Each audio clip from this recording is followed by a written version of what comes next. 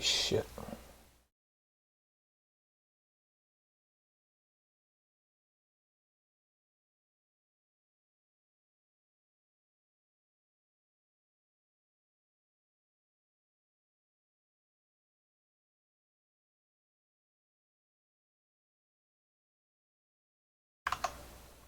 All right, anybody there?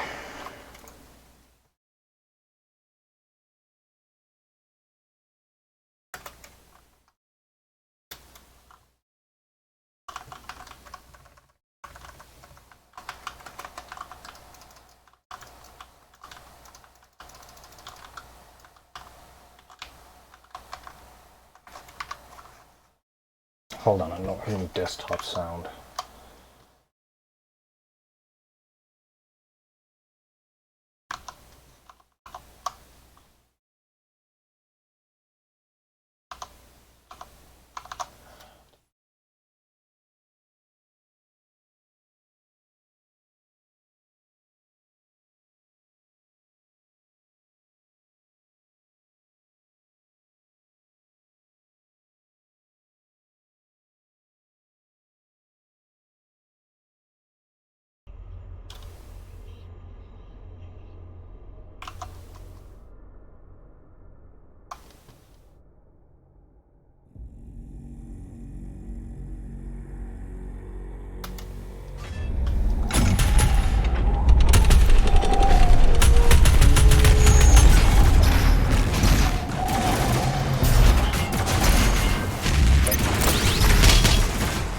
Hold on, that ain't right.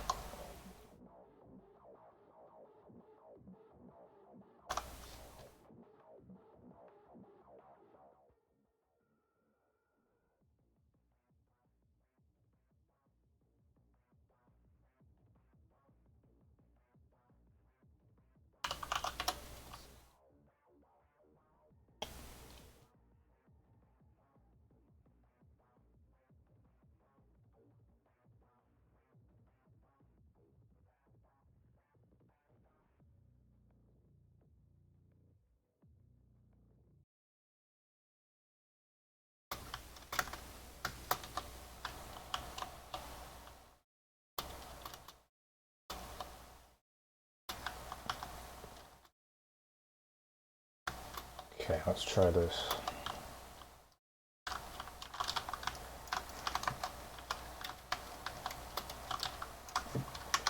Shit.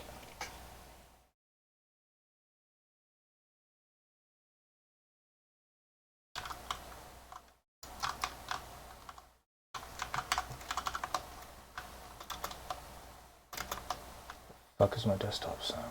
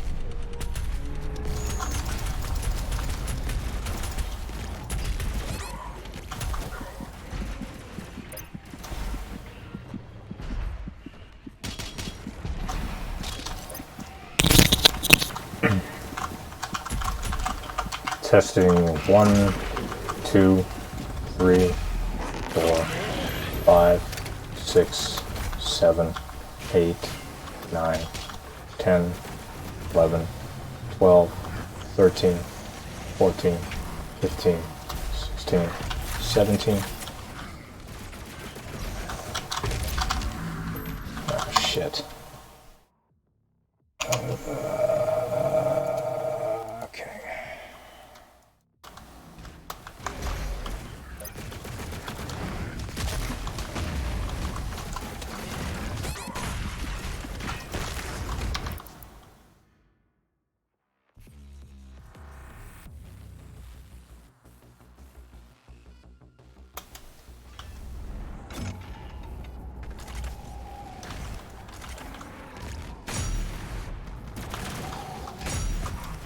We are having a lot of latency right now.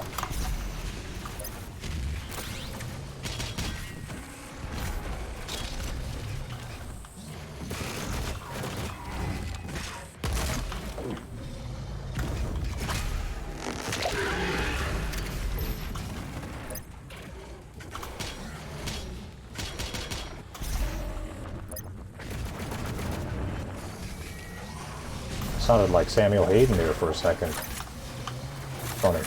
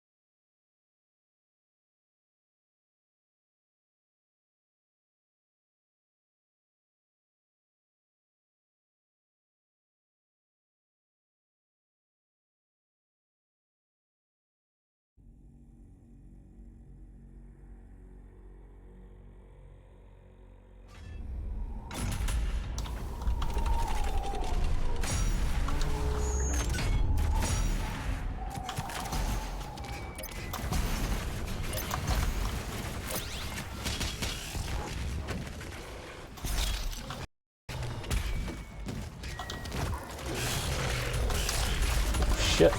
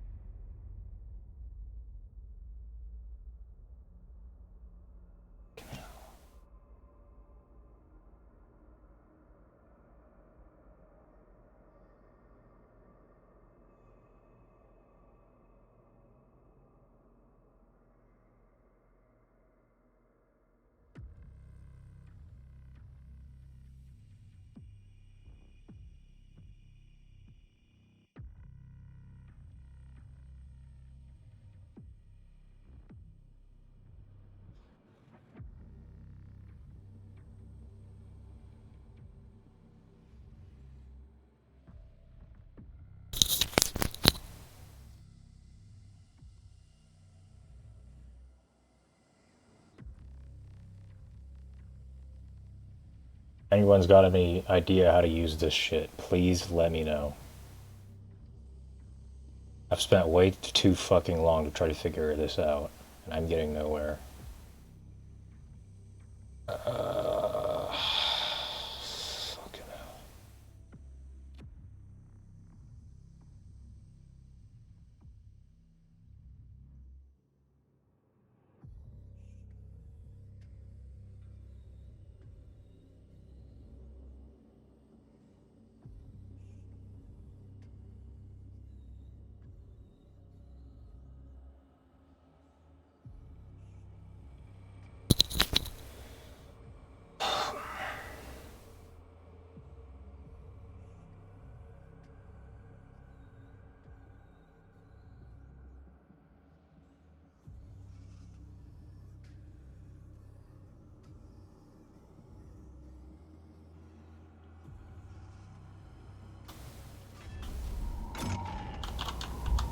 Can't I hear my own sound?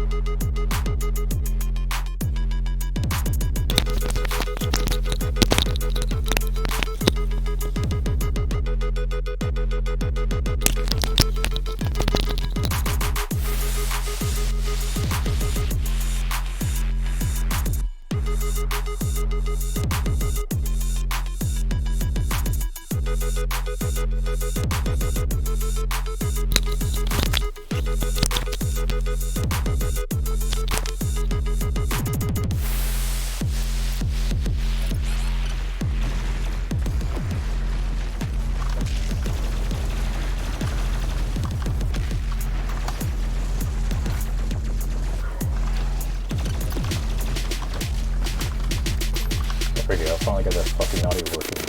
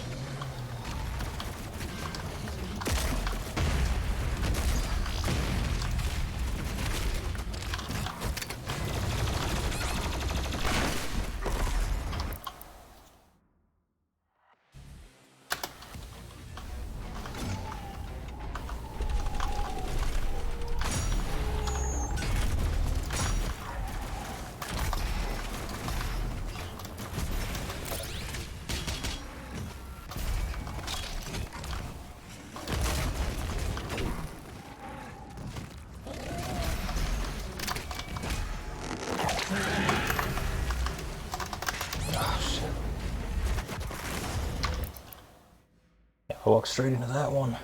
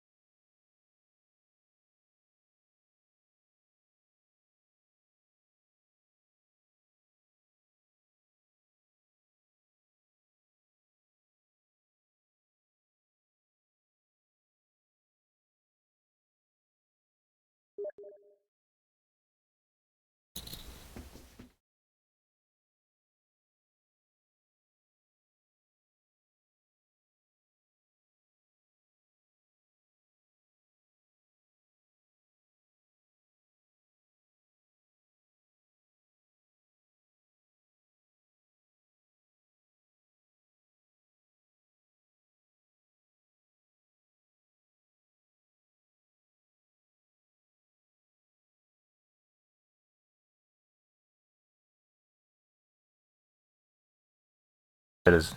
Okay, hold on.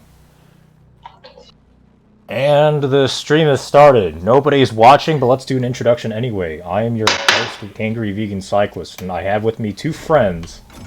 One of which this is on your Angry Vegans. This is on your channel. Well, my alternative channel, my main channel got fucking striked for 2 weeks. Oh, that makes sense. Makes sense? Oh, okay, thanks. I don't know what for, but it sounds like that makes sense. I mean, it's just... Am I surprised? No. Am I pissed off anyway? Yeah, because I'm a child, I guess. Sorry. Oh, why is this shit not loading? If you didn't have any content like me, then maybe you wouldn't get striked. What kind of fucking content do you have? None? Yeah, none. That's the. Oh, damn. That's what he was. Wow, that's a real 4D chess play right there. Holy shit. I have an Adventure Time. I mean, I had song. some stuff on there before, but I kind of just got rid of it. It was nothing. There's a couple tutorials and shit. I don't know. I don't know if I'm gonna do a tech channel and mix it up with like my spicy content channel. How many subscribers do you have on your spicy content now banned channel? 150 subs, and I got 7 on the channel I'm streaming to right now. Yeah, it's sad. Press F. Press F for your bro here. F. Thanks. Or actually live assist the because I'm a masculine presenting transgender lesbian. Let's not forget. Right. Well, I was gonna say that, but.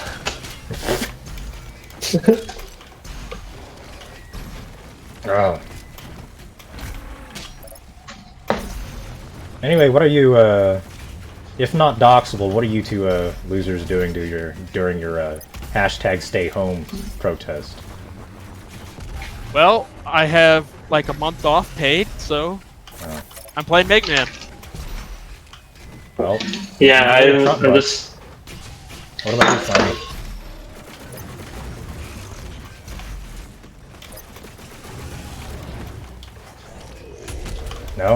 No throat mucus today? Alright. I guess it's doing nothing. Yeah. I mean, mostly same, but... Yeah. I got disconnected, I think. Yeah. Am I back? Yeah, I can hear you. I can hear you. Okay, cool. Yeah, you asked me what I was doing. Yeah, what are you even doing since you're fucking stay home? Well, nothing. Yeah, nothing. Like I said, nothing really changed. Like I'm just like now not going to school to like go to classes, but I still have like the online classes. Oh. So I'm just like social distancing. I live social distancing. Yeah, exactly, exactly. I didn't really like. My lifestyle has not changed. I saw this meme where oh yeah, it's like a what's that? Fuck, what's that little penguin's name? Pengu or something? What? The little, what? I don't know. The little like stop action clay penguin that like his mouth becomes like a horn whenever he talks. I've seen some of those. Yeah. Pingu? Pingu? Are you saying? Yeah, I think you're talking about Pingu. Yeah. Yeah, it's like this penguin meme. Is like when the government orders you to stay home, but you never came out anyways, and it's just like a penguin just sitting there with his arms crossed. He's all mad because the government won't let him go outside, even though he never goes out to begin with. Yeah, right. That's story of my life. Well, I mean, I can't go out. I have been. All right. Yeah. I don't know. Even if I had the opportunity, I mean, there's just nothing fucking worth my time anymore. Oh, God damn it! Oh, what'd you do? I ran into spikes. Oh. Wait, so how old is the game that you're playing? X4 was on the Saturn and PlayStation 1, so I guess Oh, cool. 5-ish, 6-ish maybe. Right. That sounds about right. No, that sounds right. Turn my shit up. Have any I've of you actually looked? died here dozens of times trying to get this because you have to do like some stupid shoot like this electric web to wall bounce off of, but there's spikes and it sucks. How long does it take to get back to that point? Not very, but it's like Yeah. annoyingly perfect. Mhm. Yeah, I bought what was it? What's it called? That platformer that looks like an old Disney cartoon. Oh yeah, Covenant. How's that? Yeah, I know it's pretty good. I mean I haven't spent a lot of time on it, but like it definitely gets pretty difficult pretty quick. Like you kind of just have to like repeat the level a bunch of times, like a normal like difficult platformer. Well, I've never played it, but from what I understand, it's more of a like action game than a platform. No, yeah, actually that's true. That's true. I mean, you mostly fight bosses. Yeah, it's mostly bosses. I mean, I haven't gone much farther than like the first world. Well, actually, I think I'm still in the first world technically. So, but yeah, it is a lot of bosses, and just like the animation and everything is just really nice to look at. Just yeah, it's pretty cool.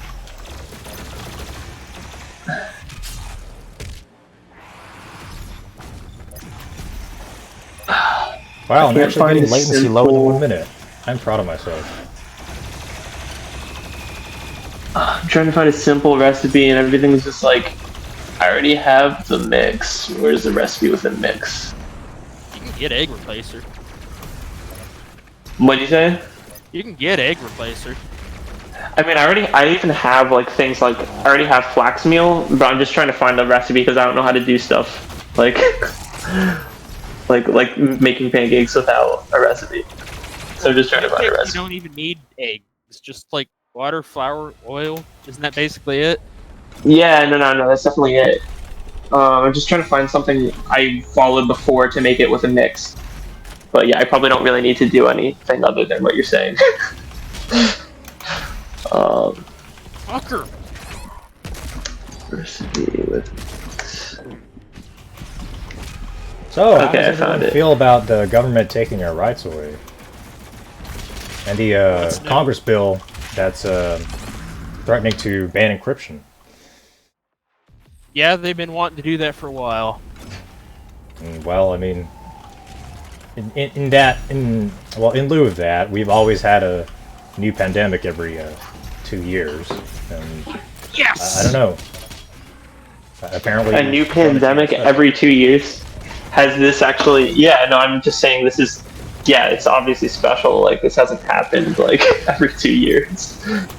Well, like what you think it? the Okay, market well, was then kind I'll. of crashed. That was kind of happened. Like literally 24, 48 hours before like our government and all of Europe decided to start shutting shit down. Saudi Arabia dumped a bunch of oil on the market, and the price per barrel halved. But And so for the cover market crash, that's all you fucking hear. Nobody talks about the freaking oil war. Nobody talks about the economy hitting the shitter. yeah, this was a good way to cover it. I mean, I don't know what exactly, if this was just being taken advantage of. I don't know. I'm not entirely sure what to think.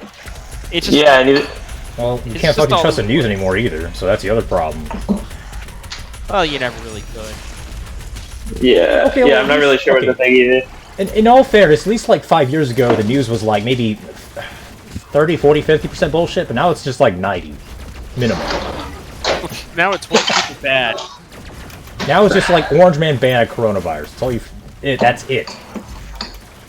Like, what the Yeah, fuck? you got. Yeah, you're forced to go like off to alt media. Yeah, definitely. And then they're trying to get, they're trying to have them banned on everything. So you have no choice but to listen to their bullshit. Wait, they're trying to get what? All the alt media stuff banned because they don't control it. You know, that'd be pretty shitty. That would be if that happened. That would yeah, that would be scary, very scary. But I don't. Yeah. What do you think YouTube keeps knocking off channels, or all this hate speech panic, or Well, okay. they're like trying to get rid of super chats, so they can't even fund themselves. Oh, Wait, are you serious? oh my. Yeah. Yeah. And you know, okay, there's two possible explanations. The first one is like, okay, well, since like the YouTube COO or CEO is Susan Wojcicki, who's just a huge fucking SJW shill, maybe it's just like, you know, she's just banning dangerous thoughts and hate speech, and that's how the shit gets banned. Or the other explanation is that maybe they're playing 4D chess with us and just saying that they're trying to use like politics as like a smoke screen to hide the fact that they're just tired of spending electricity on servers and taking up, you know, letting us use their hard drive space. And instead, you know, I think with some people, once you reach a point of so much wealth, you don't care about it anymore, and you have other interests. I mean, it's just like a, you know, it's just like a government. If it gets too big, you know, it starts to get all high off its own dick fumes, and then it just starts to do shit like this because they're already rolling in so much coal, and they can't, you know, they just don't, you know, it's FU money. See, at first you were saying like, well, the advertisers don't want this content, so okay, but yeah, but here's the funny thing. Funding themselves with supporters, so that's not even relevant. So now they're cutting the supporters out, and I think they're doing that now. So later, you don't have the claim for tortious damage for people interfering with your income by going and saying this is a bad person, ban them, which is illegal as hell to do. But by not there not be any income there to begin with, in 2 years you won't really be able to make that claim anymore. Well, duh, and they also have a bunch of these fucking rules like COPPA and what's late. Okay, and also they're banning channels who quote unquote spread disinformation about COVID-19. And yeah, that's what's been nuts about it. No, so okay, knowing that, I think the coronavirus is like a slightly less politically intertwined issue. So, okay, now here's the other thing you need to consider. Okay, so talking shit about some other channel on YouTube, especially like if you have 200,000 subs and you start bad-mouthing some other YouTuber, you know, you can get your shit deleted. But Jimmy Kimmel will say the exact same thing, if not something worse, and then he's just let off scot-free. So at that point, you just gotta ask, is it really politics or is it money? Because if your channel's apolitical and you're just Jimmy Kimmel. You're missing the tribal aspect there. I mean, I'm not dismissing it. I'm just considering it. Okay, like how much of it is really politics and how much is it money? You know, I'm willing to gamble. It's like 50-50, and they're just like, well, you know, we'll just knock out two birds with one stone here.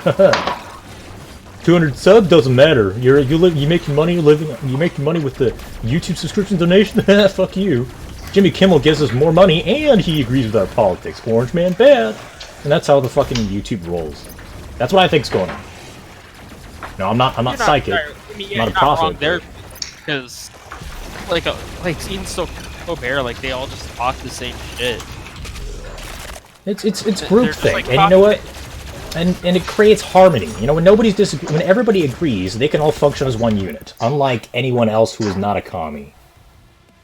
So, you know, united we stand, divided we fall. Insert the rest of your cringy lyrics here. So that's how it works. And right now the commies are all congregating in one hive mind, and then all the groups and the anything that is not commie or a not C, haha, get it? Is just a bunch, just a really shitty patchwork of all kinds of different groups who just have a common enemy. So. Well, we both know like this hate speech stuff is just fake. They're the ones that hate, and that's why they try to ruin everything. Well, duh, they're just going by Goebbels' playbook, you know? Accuse the other party of what you're guilty of. You know the thing, the funny thing about Goebbels and that whole, you know, big lie speech was he was saying that's what they're doing, and like who comes out and makes a speech? I'm going to lie to you. I don't know. Okay, I mean, well, obviously the real sticking point here is they're just making a, you know, an argumentum ad Hitlerian. It's a a very obviously unique type of ad hominem attack where Hitler or Nazis did it. Therefore you and you do it too. Therefore you are a Nazi. So that's how it. Well, the obvious answer to that is to assume, well, they must have been all right guys. Okay, Flemy's freaking drumming up a storm with his potted pan band. You might have to repeat yourself. Well, I'm saying the obvious answer to that is, if they say everything good is Nazi, then Nazis are good. Stop just denying it. Well, obviously, I mean, they're lying about everybody else, and they say you're bad because you want to drown kids or some shit. And then they say those people. Why would you assume what they describe those other people as? It's because that's the only way that people cover up for themselves. I mean, after all, okay, how would I? Where was I going with this? God damn it. No, I mean, I know what you're trying to say, but what I'm saying is the people who try to deflect, no, I'm not X or Y. It's they're lying about X and Y to begin with. Don't accept okay, them well, a wise man who I didn't like reading about in high school once said, he thinks he doth protest too much. That's just like a mantra that I go by now. The more that someone tries to convince me of something being true, especially when they're not, friends with me, the more inclined I am to think that they're just fucking lying. And, my Wait, that's not like the protest too much kind of. That's like a misuse of it. I'm pretty sure. Okay, Mr. Scholar, would you like to re-educate us on this matter? No, I'm just saying, you're not really it's not. You're talking about just a persuasion kind of thing rather than a protesting thing. I don't know. So it's different. Isn't protest a type of persuasion? You're convincing you're convincing Daddy Government to do something. You're persuading him, aren't you? Or is protest also a form of displaying your own power? If you're protesting and the government doesn't shut you down, then obviously they agree with you. I don't know about that, or either they're just making money off of you. The government's going deep-throating the SJW shaft right now because the commies and social justice warriors all want big government. Big government gives me free shit because welfare. Actually, let me rephrase that because that wasn't entirely accurate. But it's they know that the government supports their position, so they can go and cry about all this other shit. Okay, yeah, but it's about big versus small government. Why would the government support some group that wants to destroy them? Because they know they don't really want to. Because those people that they want to destroy the government, like you say, with the commies, but no, they want to destroy society as it stands, not the government. They love the government. Because equality. And who's there to enforce the equality, since none of them have guns? Exactly. So, what makes you think that the leftists aren't in bed with the government, and the government hates the people like libertarians and the right wing, and so on and so forth? The people who want the government to be smaller, if not destroyed. Anarchists. Why you have these anarchists being supported, because they effectively have the same enemy. Anarchists being supported by the government? Yeah, the leftist anarchists you're talking about? Oh, you mean ANCOMs. Okay, well, ANCOMs don't know what the fuck. They don't know shit from piss, so the government doesn't really take them seriously, and they're kind of small. Because ANCOMs, the ideal portal, or the ideal society for ANCOMs is just a farm where everybody shares bread and then starves to death together because equality. That's okay, because if you're a government official, would you take that seriously? Okay, well, you want to go fuck off to your own farm and starve to death, that's not a problem. So the ANCOMs, okay, not only are they small, but their ideology leads nowhere, and that's why the government doesn't give a shit. The government who the government really opposes is groups of people that want the government to be smaller, not including the Republicans, because the Overton window is pushing the Republicans to the left, and they're fucking worthless now. So now? Okay, well, excuse me. For the past 10 to 15 years, probably. Yeah, so it's about 1965. Was that okay? Which title was passed then? What? Which title was passed then? Because I'm thinking more like since 1919, if you get my drift. Oh yeah, well, I was thinking of the Immigration Act that like opened the borders up for absolutely everybody. I suggest you go. I suggest you go 46 years back, and maybe we'll find the real root of the issue. Well, that's when like everything was easily like the rot began. I mean, no, you're not wrong. Okay, I mean, okay, now I understand that nullifying the 19th would just be triage. It's not the cure. It would buy us several decades, but I guess the real core of the problem is ideology. It's too late. Hmm? At this point, it's too late for triage. It's time for revolcanization. Well, it's a very asymmetrical balkanization, if you're asking me, because there's going to be like one big state, which is, you know, the gender diverse, multiracial, LGBTQWERTYUIOP People's Democracy of America. I don't know how to acronymize that, but yeah, I think that's like the. You acronize it as Globo Homo. Global global extra large homo. I don't know. I guess the and a side of fries. Oh yeah.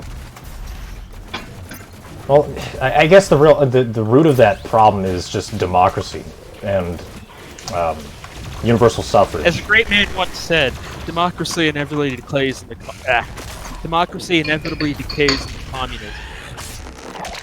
And who said that? A great man. No. I think you can take a guess. I'm getting an idea. It's in his book. I've yet to listen to it, unfortunately. But I don't know. I guess I should find. Well, I really should find time after being fucking laid off. But yeah. God. Shit. Still need to fucking work on my German, so I can listen to real shit. If you know what I mean. Tell me about it. I got lazy and.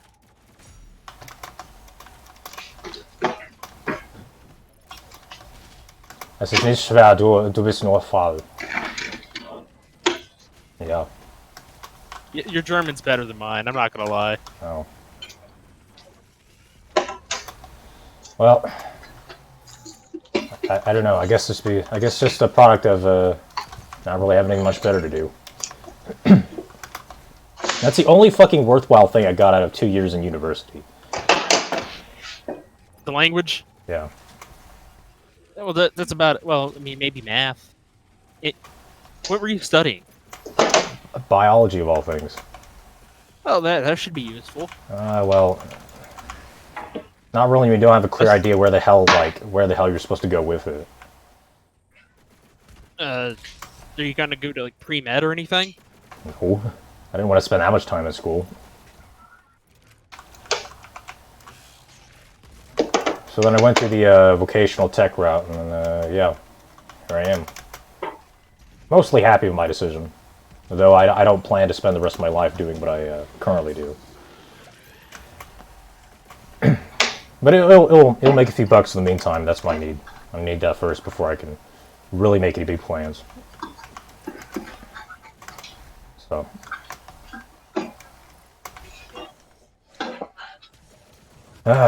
Fuck. Oh no. Okay, I'm good. God damn it. But yeah, the problem, I think the root of the problem is the ideology, but there's a lot of leaves we gotta dig through before we can kill the roots. And ideology comes from, you know, personal interests. And personal self-interests come from biology, I guess. That's true. But it's not entirely limited to genetics. Like, the only factor that I think genetics plays is... says that. I think it definitely has a huge influence, because they feed back into each other. I mean, other than, like, IQ and... You can convince people of stupid shit. I mean, I think the only biological excuse me, genetic factor here is like IQ and laziness, which are loosely correlated for the most part. And you know, those who don't do shit and just kind of hold their hands out and expect things to just fall in there, that's usually the ones who, well, those are the ones running our democracy right now as we speak, as you might know already. So, I mean, don't you know how it goes? First, you have the government take out a loan from you to pay you, and then with interest, and then you ask for a bailout later. They bribe you with your own money. Isn't that funny? And then, you know, the politicians can get some kind of cutback in or invested in shit. Like Title IX, Title VII, or was it Title V?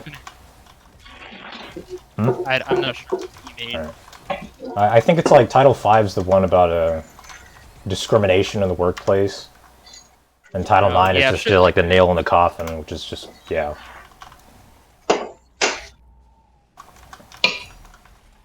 So.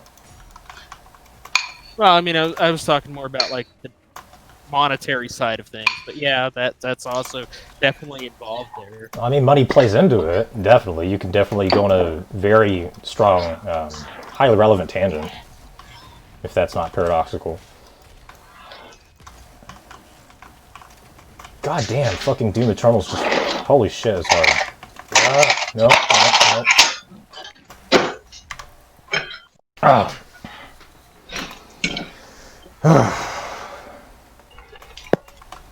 So, Jade Fist, dare I call you that? How's your retro PC build coming? Oh, well, I'm not entirely sure what I want to do with that yet. I do have some, AMD in that. Like, I have like it's kind of like a flat box kind of thing designed to go like under a TV, that kind of form factor. And I've had that for a while. It's got some AMD in there. I don't know if it's a 64-bit or a 32-bit processor. I just don't remember. Or I could just use my old like Dell laptop I got that still has Windows XP on it, and that'll probably play everything. And I can do S-video out from it. So it has to be like XP, otherwise the games just won't run. XP and 32-bit. Yeah, that's what I'm like. I've played some of these games on 64-bit, but I've tried more recently, and they just don't want to work anymore. I'm just thinking like, it would just be easier just to use the old thing. Are the emulators seriously that bad? Like, there's no emulators for you? Like, I really wonder. I mean, not discouraging you, but I just really don't understand the point when you already have a very perfectly functional 64-bit Windows 10 computer on your desk. Well, I mean, I could do DOSBox, and that could work for quite a few of them. I don't know. I mean, I'm not here to like taste shame, but I don't know. I enjoy the new. I don't really dig the old. But to each their own. I'm not gonna piss on it. I can appreciate both. I mean, I'm not like big on like retro computing for like some people are. And they get like freaking beige-colored keyboards, and a little pigtail cable coming out of their shit. Jesus. Oh man. I don't know. I guess the only thing that I would dig about retro gaming is like playing old games that I played when I was like a wee little kid and didn't really understand. Well, there's plenty of games I have now I never played before. Like, I never even played the Mega Man games until like 2 or 3 years ago. And now I absolutely love them. Yeah.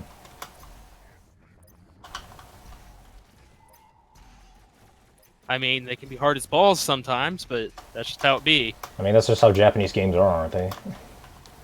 Oh, well, games of this era, definitely. Like, hard games today are much more rare. Well, I guess it's because it's commercialized.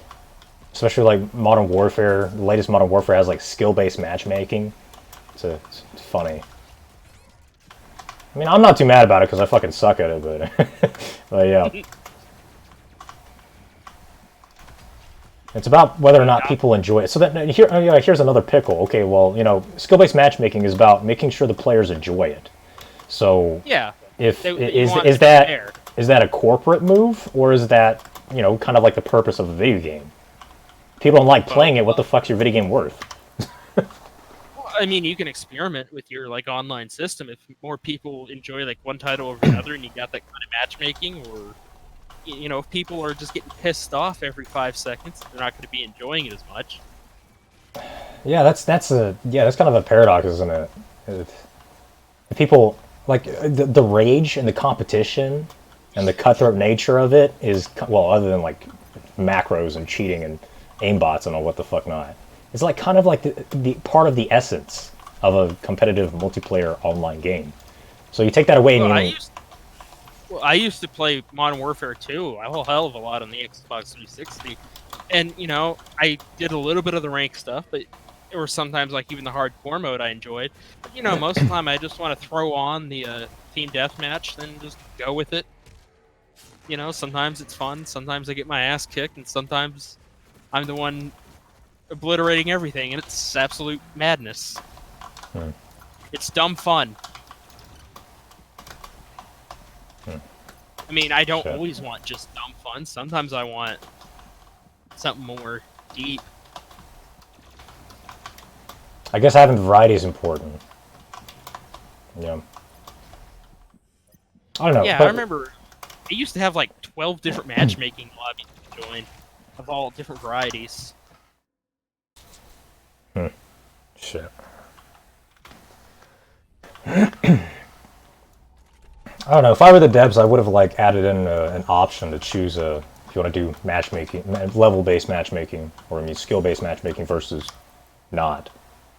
Well, isn't just the public one not ranked, or is there actually a rank now on even like the basic one? I don't think it's like level-based ranking. I think it's like, I don't know, like KD or accuracy, just some other random parameter.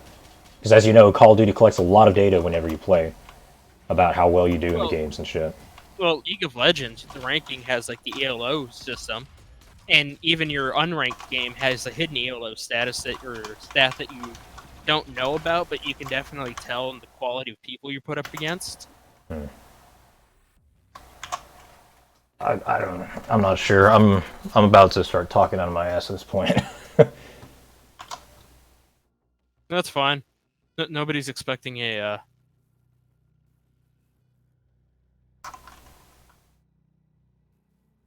Hello? Oh yeah, I'm just getting my ass kicked. Oh. This boss was a lot easier with Zero.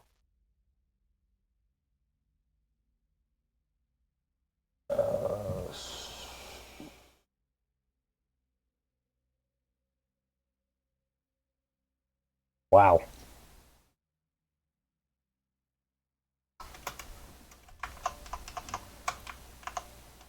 PSA of the day, airflow is important. Keeping your shit cool. Are you overheating?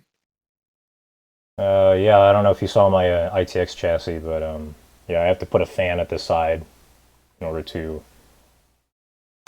maintain acceptable VRM and M2 solid state drive temperatures. What? I'd have to take a personal look at that. See. Well, I guess I can send you a pickle quick. It's kind of it's a fractal design Core 500. I don't know if you know your ITX boxes. Well, not off the top of my head, but I can get a good idea. So you have? I assume you had water cooling. You said, right? I got rid of that, and I got this fucking huge ass air cooler. Well, airflow outside the box or outside the chassis matters too. Is it like in a tight area where it's not getting airflow, so it's just kind of? Let me DM you a pic. I'm getting. I said, well, actually, I'm getting good airflow because I put a fucking fan just standing outside of it. But yeah, let me send you a picture real quick.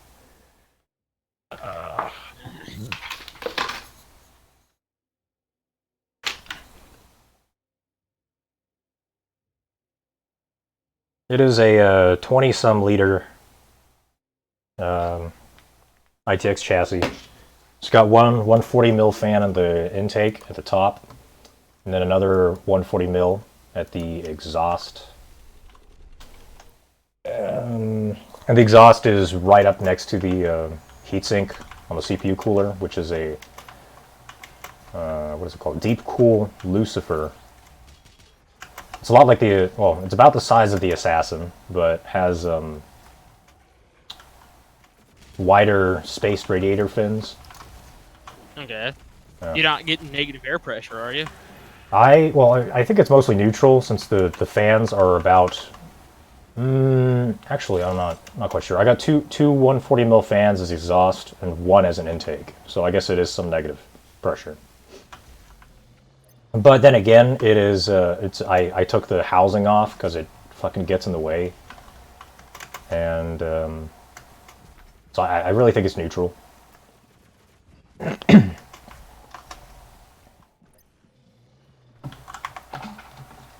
Well, I assume you know what I mean. By like, you don't have like two fans pointed at each other, right? Oh no. It's all flowing in one direction mostly. And out the other, okay. Yeah.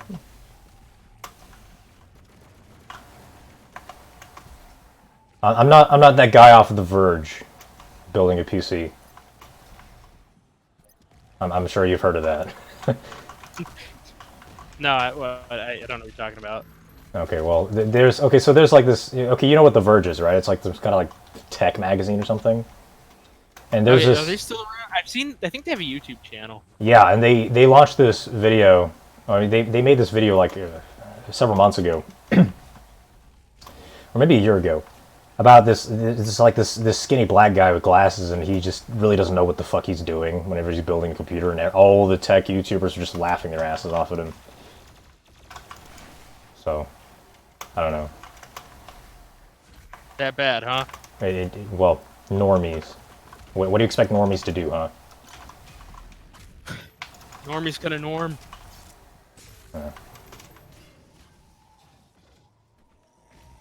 Normie's gonna norm us through the government, unfortunately. Actually, I think normies don't care so much about the government unless it just directly impacts them. Well, yeah, that's the problem. And whenever you dangle welfare in front of them, all they have is just dollar signs in front of their eyes, and they have no understanding of the long-term consequences, even on them in a personal level, let alone society.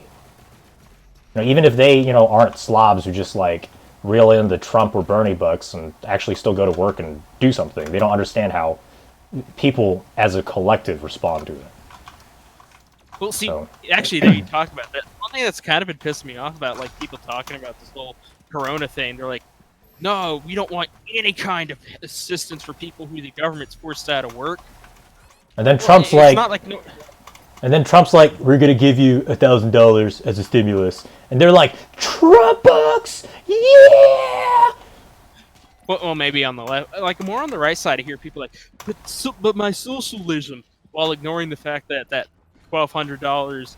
What do you mean $1,100? What do you need $400 for? You mean that loan that you have to pay back? Well, exactly, because they're fucking normies who don't understand that the government cannot give what it doesn't first take. So. Well, I mean, but I'm talking about like people who, man, we must just look at different crowds of things. But a lot of people on the right side, like on the farther right, are complaining like they don't want any kind of like social, like welfare, but they act like this is a normal situation where people are just, laid off randomly. It's not that the government's literally blocking like a third of the economy from going to work and getting paid in the first place. Now, do I want this to be a permanent thing? Hell no. But it's like the same people who complain about the government taking over the defense of the border and not doing it. Like, you can't cause the problem and then not, cover it.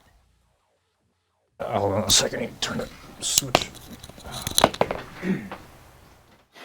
God, I can't. It took me like 30 minutes to beat that one. Sites suck.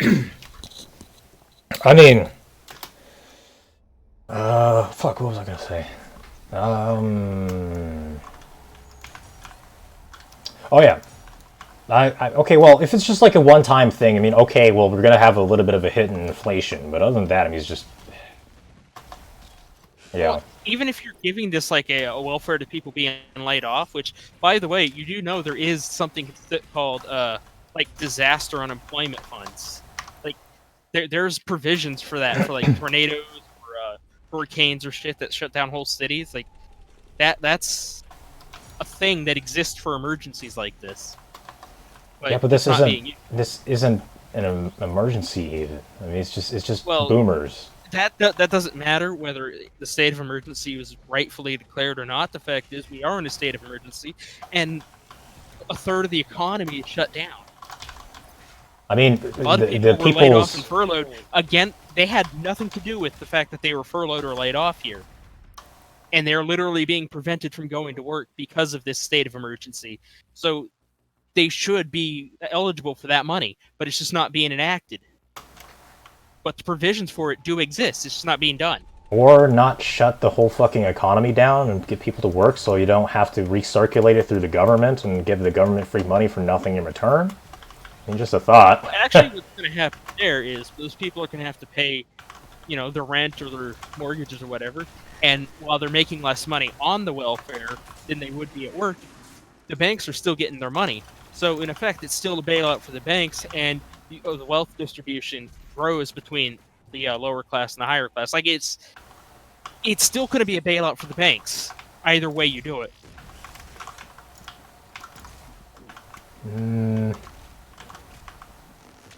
Okay, I'm getting kind of lost in the details of how the banks are more responsible for this than the Fed itself. No, what I'm saying is like they did like big bailouts for the banks here and all that, but instead of it going directly to the people who have to pay that money, like the banks are just getting paid off, and you still owe that money. Does that make more sense? Well, okay. What it seems like it's going on is just like a huge feedback loop, because then the next question I'd ask you is, okay, well, who's the one that's enabling the banks to start like the fucking student loan bubble? Where does that come from? Okay, well, people think that college is a necessity. Why do people think college is a necessity? Well, I guess because they've been brainwashed from the beginning to think they can't get a job without it, and basically they can't. Because I guess boomers. And then all the jobs are then either outsourced or imported people. No offense. Because I think it's because boomers told them that, without your education you can't get any job, because that's how it was when I was a 20-some. They don't understand 1960. how much the world has changed from their time. Like those opportunities don't fucking exist anymore. And I mean, they can't even use fucking Facebook without their kids' help, so I really don't expect them to understand shit anymore. Yeah. And they're fucking over the economy for the next 60, 70 years because of that. But they could, like, the job that I'm working now full time, even though it's not like very much money. 40 years ago, I'd have been able to buy a house with it, no problem. I'd have been able to support a family. But yeah, and I'm sure it's not just because a dollar itself was worth more back then. Not only was a dollar worth more back then, property values have actually skyrocketed. So not only is your dollar worth less, the land relative to, the money you have is way more, like so much more. Okay, so I guess I should clarify what exactly is going on. Is that it's a long chain of events, obviously, and I guess that's kind of where. I guess you can go all the way to infinity, and the answer in the end is almost always human nature and physics. And I don't know, fucking. Well, the basic way money in this country is put into circulation is the Federal Reserve puts out bonds that people can then buy. Like you could, if you had enough money to do it, you could buy bonds, and that is effectively what the currency is backed on. The currency is literally backed on debt that the government is expected to repay with you years later with inflation. Which hurts the credit score, which further decreases the trust that people have in the government. And runs out of money. It can't go on forever. What's really fucking sad?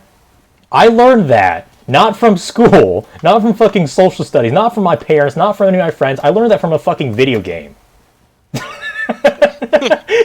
Right? called City State. It's like for $5 on Steam. It has taught me more about government and society than my entire 15, 16 years in school.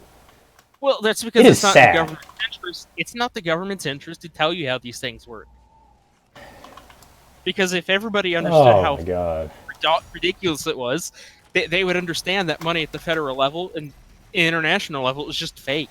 Like at the state and local level, yes, they do get that money from taxes, but at the federal level, they're just printing it, and they're printing it based on you paying them back, more like your kids paying them back, And your grandkids. And their kids. then yeah, and then the people who took the bonds out are just gonna get bailed out anyways, so they got paid to get paid for you to pay them. Like, Because that makes sense. you're just getting fucked 3 different ways here. It's just Despacito at this point. Hopefully the 7th edition will come out soon enough. Or Zuckerberg fucking buys and deletes it. No? No. What's Despacito? That's Spanish. How the fuck do you not... Oh my god. Okay, well, it's this really popular pop song that's just basically the precipice of a plethora of absurd internet memes. And there's just... Okay. Yeah, I it thought was... it was like a book or something. No, you'll just search on YouTube and you'll find exactly what I'm talking about. And yeah. Sorry, I'm that guy who's like really bad with like pop culture shit. Oh, it's okay. I'm a Spurg too. That's why I'm on here on YouTube. Hey, I'd rather be a Spurg than a normie. Spurgs rise up. Well, yeah, good point. Okay, I'll grant you that. Good point. Very good point. Where's Flemmy? Hey, are you there? No, I haven't heard. Hold on, let me check my Discord. Maybe he's cooking. Probably. I'm just finishing up the pancakes. Oh, there you are. Okay. Yeah, I'm here. You know, I didn't really succeed. didn't succeed. Not really. It's kind of just like I barely got it to flip, and it was like basically died, but flipped and everything. Yeah, Let the pan heat up first. I actually did. It was really hot first. Like it was. I got it to like medium heat. I let it. Yeah, for like 5 minutes. I don't know what I did wrong. I think part of what I did wrong was definitely mixing like the blueberries in with it. Like I think you should just like toss them on top like after the batter's in the pan, right, or something like that. Yeah, that usually that works out better that way. Yeah. God, I haven't made pancakes or shit in so long. I feel really, really disgusting right now.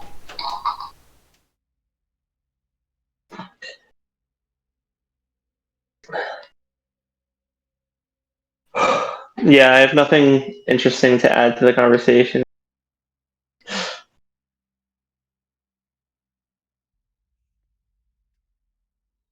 Yeah, it would be interesting to understand the economy more. It's okay. Really say I do. Everybody is confused by it at first because it doesn't make any sense. Yeah.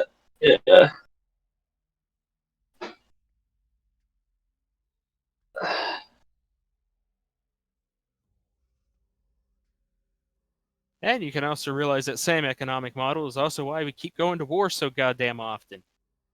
Because the military is the only thing backing up the value of the US dollar. Right.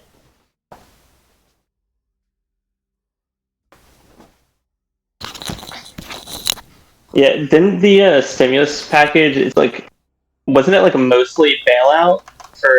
It was almost entirely bailout. Like the aid you were supposed to get got reduced down to basically a prebate for your taxes. So a loan that you have to pay back. Right, it's not actually money that you're getting like for free or anything. It's just like unless you have like 5 kids or something, and then you're already getting paid by the government anyway. So what's it matter? Mm-hmm. Only if you have 5 kids and no dad, though. Right. It wasn't it like if you're like over 17, you can't get it. Like And like if you're over 17 and you're claimed as a dependent, you can't get it. But then the people who are claiming you as a dependent also can't get the money. Like your parents can't get the money or whatever. For you specifically, or in Yeah, general? that's what I heard. Like you can like there's like supposed to be an extra. I don't know about all those details. Yeah. I've glanced over some of the stuff. That's one of the more finer detail points. But I know, like, typically for Mhm. your taxes, you can be considered dependent even up until you're like 25. No, right. Or if No, you're like mentally disabled or whatever, you can be like considered dependent your entire life. no, right. Like the issue was just that like you'll get nothing out of this the stimulus if you are a dependent, and neither will the people claiming you as a dependent if you are over 17. That was just like the weird like issue. So like if you're like a college student that just got kicked out of your dorms or whatever, and Yeah, like that is a like bit weird because usually, I mean, the dependent can't claim it, but the person claiming the dependent should be able to claim it for like a tax credit. yeah, right. Yeah, there's something just like where like with 500 bonus per dependent or something on top Yeah, of like the 1200 or something. Yeah, it's just like screwing over. it's absolutely ridiculous because there is money specifically for disaster unemployment as like part of the federal Mm, budget and like FEMA. Like that's a thing that's not being used here, despite the government mm, literally closing out over a third of the economy. I mean, I'm lucky because where I worked at, I'm not being kicked out. mm-hmm. I mean, Okay, they could have easily decided to not pay us, right. but I'm being kicked out and being paid, so hell yeah. Wait, if they if they oh yeah, because you said you're not working for like a month, but you're still getting paid.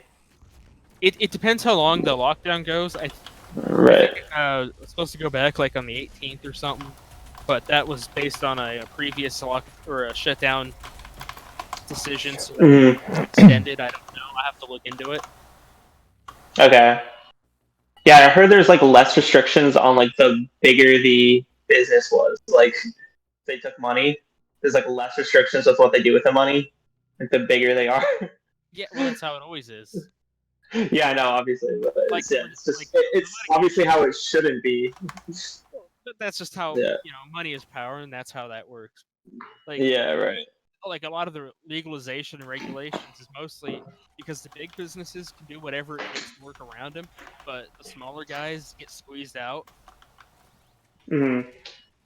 Hmm.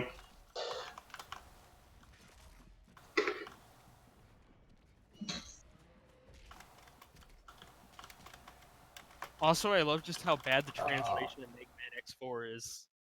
Like this guy, like the Dragoon boss, even in the it's the same in the Japanese version and the American version. Like the title card when you enter the level, Dragoon, he betrayed the irregular hunters and hid himself in a volcano. We are all your base. What? Just about. Oh Christ. Well, Wait, what was that? That was like the boss in the Mega Man game you're talking about? Yeah, like when you enter the Dragoons level, Uh, there's like a flash little, I don't know what you call it, a little screen where they flash like the name of the stage or the boss. yeah, yeah. Caption in this one, and in this one it is Dragoon. He betrayed the irregular hunters and hid himself in a volcano. The irregular hunt? Yeah. What? What does that mean? Hit him. Wow, it's interesting. And you're fighting this guy who betrayed the irregular hunters. Yeah, well, I'm pretty sure they mean Maverick Hunters, which is like what your force that you're supposed to be working for in the X series is called. Oh, okay, okay. But it's funny because like this is the fourth game in, and how are they getting that screwed up? Yeah. You said it's probably translated or All the something. voice acting in this Yeah. thing is god awful too. You should go to YouTube just for the lulls. Mega Man 4, was it? Mega Man X4. Oh, okay. Like it's some legendarily bad voice acting. The voice Stop acting, the okay. coop now. The coop? You mean the coup? The coop. The coop, yeah. Oh my god.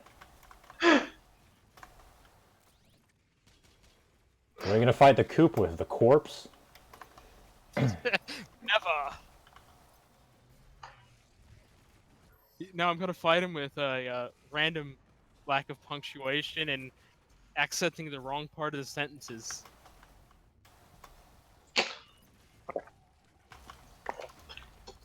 I will not at any time give up. Come and step over me. Uwu. Omae wa moshinderu. Omae wa moshinderu. NANI?!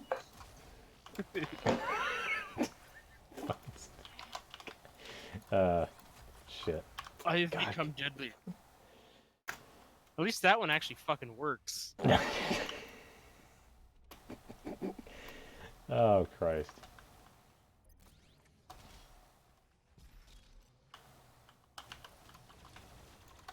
That's what gets me through life, just embracing the stupid shit. Yeah, it's like sometimes you just love a movie that's so bad because it's bad. Like I'm It's not so gonna bad lie, it hits rock bottom and bounces all the way back up to the top. Like the fucking disaster artist or whatever. That's like the whole concept of the movie, I guess. Did you ever watch any of the Sharknado movies? I'm not sure. Okay, should I? It is well, there's a bunch of them. You should only really watch the first one, but it is so bad that you just can't help but laugh at it. Like at one point, it's so bad that like somebody gets killed in like 2 inches of water, and another time it's like the city's been destroyed, it's flooded, and they're looking over the bridge, and like you can see that LA's like completely fine, and then when it cuts back to them, they're like it's being sprayed with water and stuff. I think it's like, I guess it's like some kind of threshold that you cross whenever you try to, when you blur the intent of the creators enough, then people can't really tell if it's like a parody or actually meant to be taken seriously. Oh no, well, the name Sharknado alone should tell you that it's not supposed to be taken too seriously. Yeah. So then that begs a philosophical question: is it bad or good? Yes. Fair enough. Well, what are your thoughts, Flemmy? I think it's the most like fascinating when it's so bad, but like it's still like intended to be like a real like thing. Like it's not intended to be parody. I don't know. I've never watched Sharknado. I have no idea what it's like. It's a parody without a original material to parodize. Right. Yeah. Okay. I can't judge it though because I haven't. I mean, just the movie. But yeah, the movie itself can be a statement. Like, this is the level of shitty movies that we have because in our today's society that we live in, because we live in a society. I don't know. The bad thing I don't know about the premise. And then they did like Sharktopus and all sorts of other retarded crap. Yeah, they did like a bunch of like spin-off sequels and whatever, right? Yeah. Yeah. Like I saw was it Birdemic? Is that what it was called? Yes, I know what you're talking about. Okay. That one. I think that one was actually trying to be serious. That was genuinely trying to be serious. It was that was so funny to watch when like it's not intended to be like a parody. Okay. Yeah. So given all these, oh sorry, is go on. Birdemic the Alfred Hitchcock movie, or was it that more recent Netflix one? Wait, what are you talking about? The which Alfred Hitchcock? Birds? Okay, yeah, I'm guessing. Yeah. Or was Birdemic that one where like they have the monster that you can't see and what's the name of that one? No. You're talking about Netflix movie, right? Yeah, it was like that last year. I can't remember. I can't. I saw it. I don't. Called.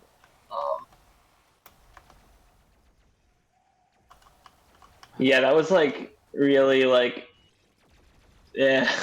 Oh, it's called Bird Box. Bird Box. Yeah. Okay. Yeah. At least I was close with the name. Yeah, no, you're right. Okay, let me drop some real shit right now. Okay, can we apply this to the latest Harley Quinn movie? I've not seen it, but I'm gonna say yes. Wait, to the latest what? Okay, Birds of Prey, whatever the fuck it's called. Which was that was the worst name they could have picked because I didn't even realize What it was a is? Harley Quinn movie until like a week before it came out, and I saw somebody on YouTube talking about it. Okay, what I'm hearing from it is just Oh, basically like a fucking SGW product placement. And everybody Isn't that fucking everything hates it. these days? That's everything. Well, I mean, this one's like overt. Okay, the other ones are like a bit more subtle. Like they at least try to. Wait, so this is another Goose. Well, no, Goosebumps. Like is this like the same thing as Goosebumps? No, I'm sorry, I'm not Goosebumps. I mean Okay, so like, Ghostbusters. Sorry. okay, look, like your standard Hollywood fare is like a girlfriend that's just cheating on you and like acting like nothing's going on, and you're just totally oblivious to it. And what was it? What was that Netflix show with like Sandra Bullock and the fucking blindfolded people? Yeah, that was What- Bird Box. Is That it? was the movie I was talking about. No, Yeah, it's I a think it's a so. Netflix show, but okay. Anyways, that's like, and then like what you see on Netflix is like a girlfriend that's like cheating on you, but says like, hey, can we have an open relationship? Because she's just tired of being sneaky about it. Now, Birds of Prey is like your girl just come out to say like, hi, good morning. I was sleeping with Chad last night. I hope you're okay with that. And she shows you pics of her like getting dick down. And yeah. That's the Wait, way what I are you see it. talking about? I'm making an His name is analogy what? here. Okay, just. Oh, okay. I know. I know it might not be something that might you might resonate with personally, but yeah. Yeah. But yeah, Bird Box was the Sandra Bullock. Okay. It's alright. not a show. What Yeah. the fuck is it called? Oh, okay, I don't want to know. Never mind.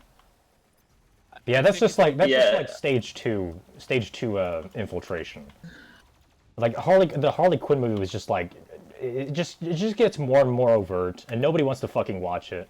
And Yeah, and then they're just gonna double down and call you like an evil bad person who wants to drown kittens. yeah, and also, oh yeah, what was really funny is like, wasn't there some other movie that just like stole all of the viewership that was just came out like about the same Yeah, time? the Sonic movie. The what? Sonic the Hedgehog. Oh yeah. And then the feminists were all fucking losing their shit over it. It was just quality content. They're getting all pissy and nobody wants to watch a shitty movie. I actually really enjoyed the Sonic movie. I did not expect it to actually be like normally entertaining. I thought it was gonna be like shitty. Did you not expect them to actually fix Sonic's face? I still hope that when it comes out on Blu-ray, I can get like the Nightmare version as like a alternate feature. Oh fuck. Oh, that's good shit. Oh. Oh my god. Well, I guess what's refreshing is that there's like nothing political about it, so then people would finally shut the fuck up and watch a movie. So. Really enjoying looking at the the old version of the Sonic. Oh jeez. Yeah. Oh Jesus. Although I'm sure some fellow out there is quietly fapping to it as we speak. With the Nightmare Sonic. Yeah. Yeah. Oh, Sonic-kun. I love it when you stare at me with those so beady good. eyes.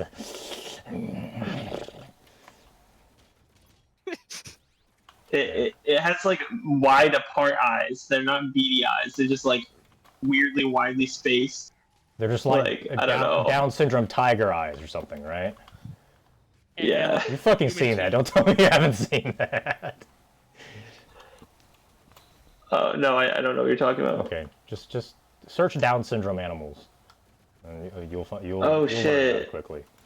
Oh, that's like real? That's a real thing, unfortunately. Ah. Man. 3 edgy 5. Yeah, this is why God isn't real. Or he has a sixth sense of humor. I mean, if he was real, What? I'm sure. Uh, I said, or he has a sixth sense of humor. oh yeah, yeah. And also, he's a total fucking cuck because obviously feminism killed him. Well, to be fair, you know, the Bible says feminism is bad. Well, how did that shake out, huh? Well, it worked out for a good, 1800 years. Until the social gospel movement. I'm sure you know what that is. Define. Okay, from like the early 1900s, just basically all the values of equality, what would Jesus do, charity, welfare, women's rights, those all came from the social gospel movement. That's actually a much more recent phenomenon when applying it to Christianity. Like, Well, yeah, actually, it's still going on as we speak. They just took the word God in the Bible out of it, and now you call it social justice. Well, what's the difference, huh? Social gospel, social justice. I mean, a smell, it walks, talks, and sounds the same. You tell me the difference. It's hard to talk. It's hard to talk with you about this stuff because you straightforward admit Well, it's also don't hard to care talk about to you because you're suffering. cutting out. It's also really hard to really? talk to you because you're cutting out like every 2 seconds. So, would you like to repeat yourself? Yeah, well, so are you guys for me. So it must be like my internet or something. oh, was that not coming through clearly? No, well, What'd you say? On my end, it was just like on and off, like 2 times a second. So. Is it still doing that? Am I not coming through normally? Because I can hear you fine. Yeah, I don't know. No, you guys, no, you're going through normally. It's just like randomly, the entire call will like cut for me for like a couple seconds. It's probably me. I'm only. So getting, that's what like, you guys say. I'm only getting like at tops 2 megs a second up, so it's probably me. Yeah, it is mostly you. Yeah, I think it is you. Well, It is mostly you that cuts out. Yeah, my internet's shit. In case you couldn't tell. Yeah. So anyway, what were you saying about suffering and your slave morality? Oh yeah, it's because like you just. Oh no, you can go. You can go. No, go ahead. I thought he was talking to me. You can say your thing. I thought he was talking to me. I'm talking to Fleming. Or she. Yeah. So yeah, it's just because you were like, I forget that conversation that we had like a week ago or a couple weeks ago. You were just like basically saying you don't give a shit about like your morality does not concern like suffering. Like, you don't care that like individuals suffer. Like that's like what you're saying, and like I can't relate to that, you know. I mean, I don't like it. I'm not here to say that's inherently right or wrong, because objective morality doesn't exist. But yeah. Yeah, no, but you keep on going, and that you don't have to go there, like in the conversation, because you admit your own personal like sense of right and wrong, and like that doesn't, you don't have to go to like the objective morality doesn't exist. Like actually, like if your personal morality doesn't like, concern the presence or like the adding of or reduction of suffering. Yeah, I care about the people I consider my friends, but how is that objective by any means? Obviously, I'm not friends with certain people, and those people don't like. I'm not asking what's objective. Oh, hold on. I'll be right back. All right. I actually want to talk about this topic. Oh jeez, fucking philosophy.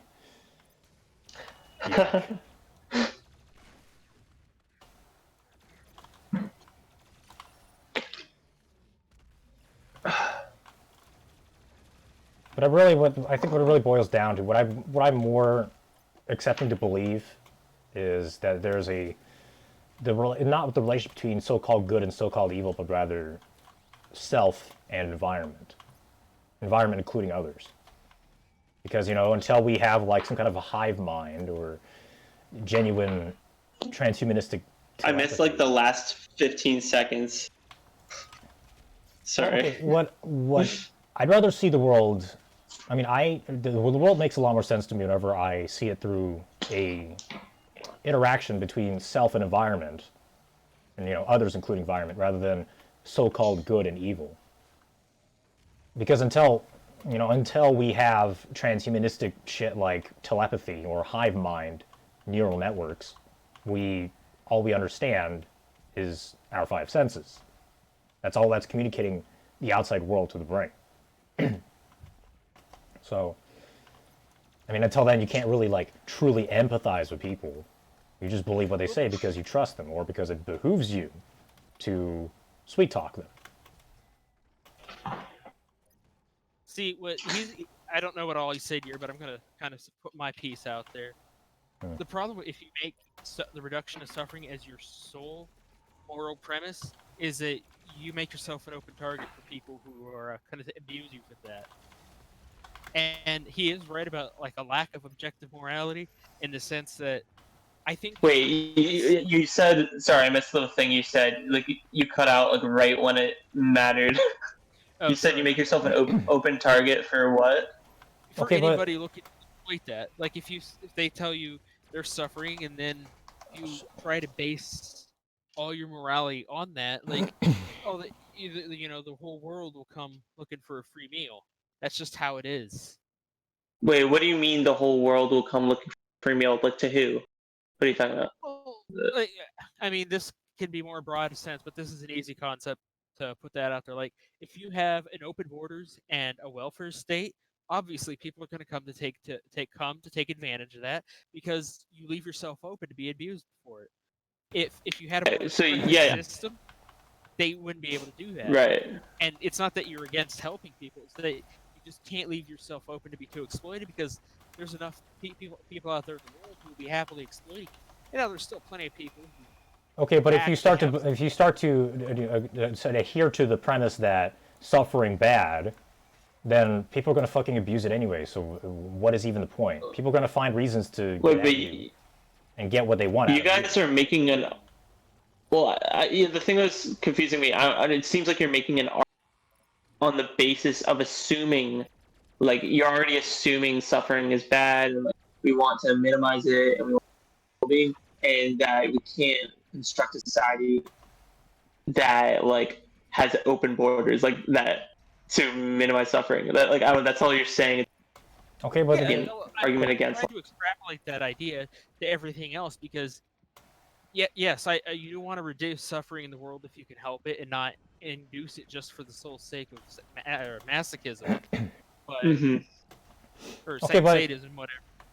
But the if that is your sole moral foundation, you just leave yourself open for so many other things. And the open borders was kind of like a general idea because that one's easy to understand. The law of I nature don't is see. suffering. the other reason why I love That doesn't. God. Yeah, that just didn't make sense to me because it's like you're leaving yourself open for so many things. Well, you're personally, or not personally, you were just literally like making an argument like for a more nuanced way at approaching the like the approaching that morality, like approaching how to construct a society with that morality, because you're saying like you won't actually minimize suffering because it's gonna break down the state that you construct with that In principle. that case, But that's exactly what happens. And then if you get taken down because you were weak, you can't even then help the people you wanted to help begin with. right, but like you're actually like. Yes, because then you wouldn't there are have been limited resources. If the resources were infinite, then obviously immigration wouldn't be a problem because you could just like, I don't know, hit a few lines of code and suddenly you have a new like 1,000 square miles of country to let all these smelly refugees live in, and you can just spawn a fence to keep them out of your place, and everybody's happy. So whenever there's limited resources, then of course people will compete for it. And whenever there's competition, then people will use any system available to opportunistically put you down. Like even back when objective morality was a thing ruling the land, aka Christianity, people accused each other of being witches, and that's how we had the fucking Salem witch trials. So I really see a subjectivist system a much more honest exchange between people. And that's really about all that's different. Right. Well, on the top of objective to subjective. Shit, I just lost my point here. Crap, where was I going with this? On top of subjective is objective? Yeah, okay, yeah. Talking about the objectivity of morality as a side topic here. Morality is a strategy, and there are objectively better or worse ways to achieve your preferred interest and avoid your aversions. Oh, here's the other issue. People, okay, there's always objective better means to certain ends, but people want different ends. Exactly. Like the ends that you want are relatively subjective, but the strategies that work or don't work are objective. Relatively Right, subjective, right. just like a CPU processing unit, isn't that right? I guess. No, you took that like a chant. Don't worry. Anyway, you were saying. Hey, you're the one who wants to spend an extra $200 for. Did you buy that, by the way? Have you made About your what? mind? I got a X570 ITX Mobo, but I'm waiting for Zen 3. So. Oh, okay. I mean, it's like the Buddhist proverb of Buddha described the way to enlightenment was like a path in the forest that was there to be found, and that it always existed. Somebody just had to discover it. No. That's how I look at when you talk about like trying to create a system of morality. There is a path that just kind of conforms with the laws of the universe. Well, once you change the laws of the universe, then everyone's morality gets shaken up. Like, for example, if you can revive people from the dead, then would killing your friend be like anything worse than just a prank? So, I got you, and then he pops back up, and then he fucking kills you, and then you respawn 5 seconds later, and you just like do this until you get bored of it. You know, that's like, I don't know, that's just an interesting consideration. So, Well, I'm not. Yeah, I'm not sure where that's gonna get you. Like, I don't know what was the point of considering. it's just like For an objective system of morality, but they're ignoring the basic foundation that what you want to achieve with that morality may be different than what somebody else wants to achieve. They may have different interests and aversions to you. Oh, right. Well, And so obviously you can't both be using the same strategy. because you two want different means. Cooperation. Like, how are you going to reconcile capitalist versus like an ANCAP versus a commie? The only okay, well, there's only one possible way. It's like both ANCAPs and ANCOMs have the "an" prefix, implying anarchism. And in anarchy, there's no government to rule over both of them, so then both will have a common interest being to destroy the government. But of course, anywhere else on the spectrum, then you have like socialists versus I don't know, corporate shills or libertarians who want a smaller but still existing government. But right. so then how do you objectivize? But how are you evaluating? Yeah, like, I mean, everyone's gonna have their own preference. They're gonna like make decisions. Okay, so is based on there any their objectivity evaluation to of that? how to, So if everyone has different ends, is there any objectivity to that? The objectivity is kind of baked into the foundation of the universe. Like, will your strategy work or not? And even if you and another person may have more or less the same goal, the same ends that you want to achieve, they may have a different mutually exclusive strategy for it. And what is better or worse objectively then? Yeah. So in that case, there is objective like answers to questions of morality when you have an agreement upon like what making. Yeah, exactly. Okay, but let's go again. Let's hit that folder up button on the file explorer here. Okay, you're going to like the host folder. So again, the ends. How do you objectivize different ends? You can't. They are subjective. Well, I guess that's just Okay, well, Yeah, right. I guess I already made my point. Even your desire to live could be objective because somebody else may want to commit suicide. You mean subjective, because I want to live. Obviously, a lot of fucking losers don't want to live, but they're too lazy to do the deed. Dare I say that on live? Did I say that backwards? Huh? Did I say that one backwards? You used the wrong word. Oh, sorry.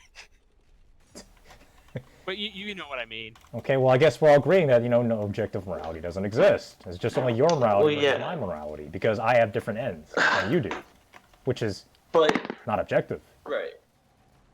Because, seizing the means of production is obviously an objective end. You know what I'm saying? You know what I'm saying, comrade? Hi. No political jokes. All right, fine. No. I said hi, but I should have said ja. Ja. Wir müssen Sorry, unsere. I'm playing Rockman, so Japanese came out. Hi. The fucking weed.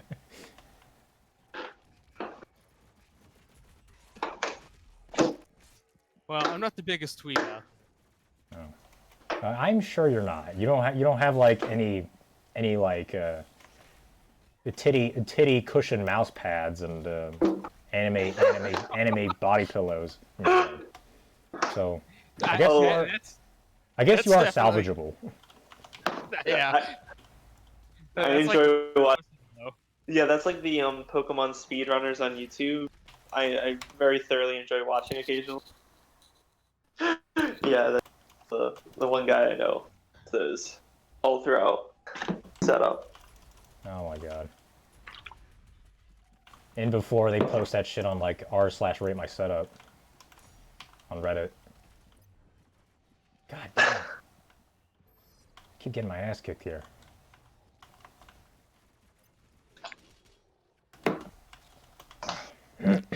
Well, so what is like your? Do you have like a personal moral preference? Like, Jade, do you have that? Like, I don't know. Have you? You said you're like anti like utilitarian kind of thing, or I'm not anti-utilitarian. I think that word kind of gets misused because people look at it as, you know, the prime objective being the reduction of suffering as the goal in and of itself, as human suffering, rather than the way I look at the word is actually utility, like what works, what doesn't work, and I think that's how you want to approach things. yeah, but what do you mean by work then? I guess. Yeah, that what your goal is still a subjective goal. No, like, what's your personal? Like, is it reduction of suffering or like something? As much as you can, but I understand that's just not realistic in all cases. I really don't understand. What do you mean not realistic though? Well, it's because of an ideology. Yeah. Ideologies are always perfect. It's just that whenever they're put into reality, usually that doesn't shake out too well all the time. No, right. Like, no, but you make if like you have a morality, then you like have some ways to like Well, I don't really parse see the between point decisions. of.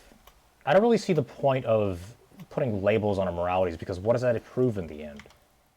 Okay, well, you can make it as such a binary value as like, oh, would you pull the lever on the trolley problem?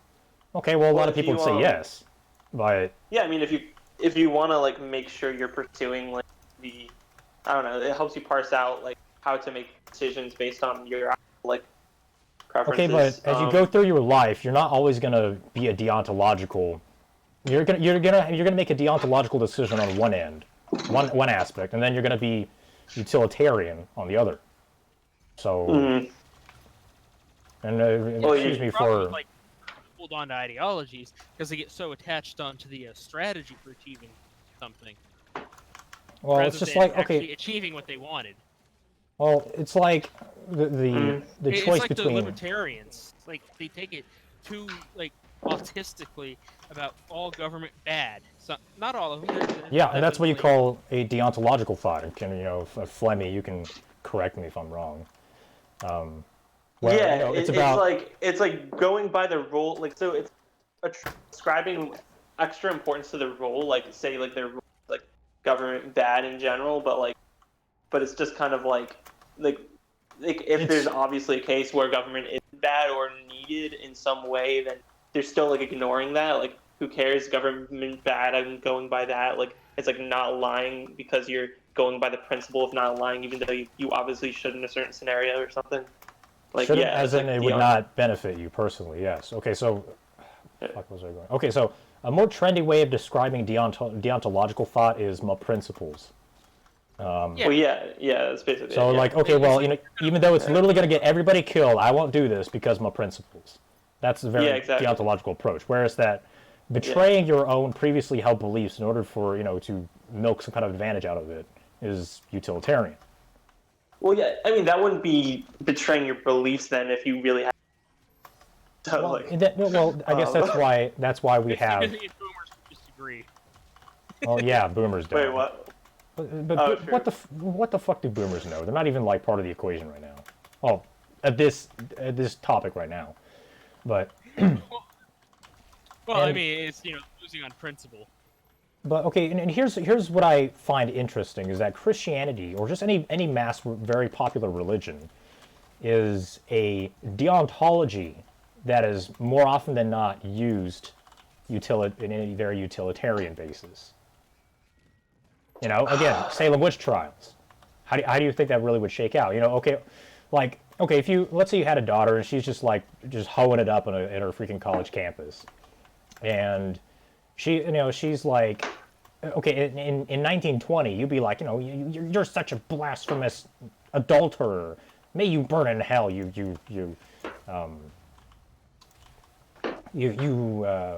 wretched wench. But now you're just like, oh my God, stop being a slut. You're a disgrace to the family, or you're not gonna no husband's gonna date a used up ham sandwich. So do you see? But in the end, it's just it's motivated by the same thing. What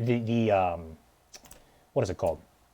Okay, so in the 1920s, calling your promiscuous daughter a feeble wench is a post-rationalization, because what really is driving you to do that is your emotional response that your daughter is destroying herself, and you're doing that to protect your own kin from herself. Whereas in the modern day, you're not using any post-rationalization. You're just spitting something out. Okay, well, where was I going with this? Okay, so you basically saying. So you haven't said anything wrong there. So Yeah. I'm trying to fucking. I'm getting ahead of myself here. Okay, excuse me. The post-rationalization in the modern day scenario of calling out your slut daughter is saying that, oh well, you're the men won't marry you. Men won't marry you because you're a blown out roast beef sandwich.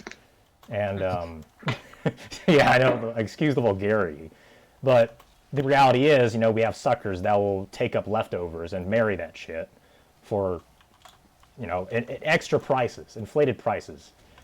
So in the end, because the real reason why the 2000s or the modern day parent is criticizing his or her slut daughter is because it makes him feel bad. And if the parent didn't care, then of course they'd be like, okay, whatever, just don't bring home any drug dealers and wreck the house, because my house is more important than my child's future. And then the teenage daughter would be like, it's just a phase. Oh my God, I need to have sex with strangers. And then act all surprised when they dump me, so I can get child support and Bernie bucks. And then never admit wrongdoing. Yeah.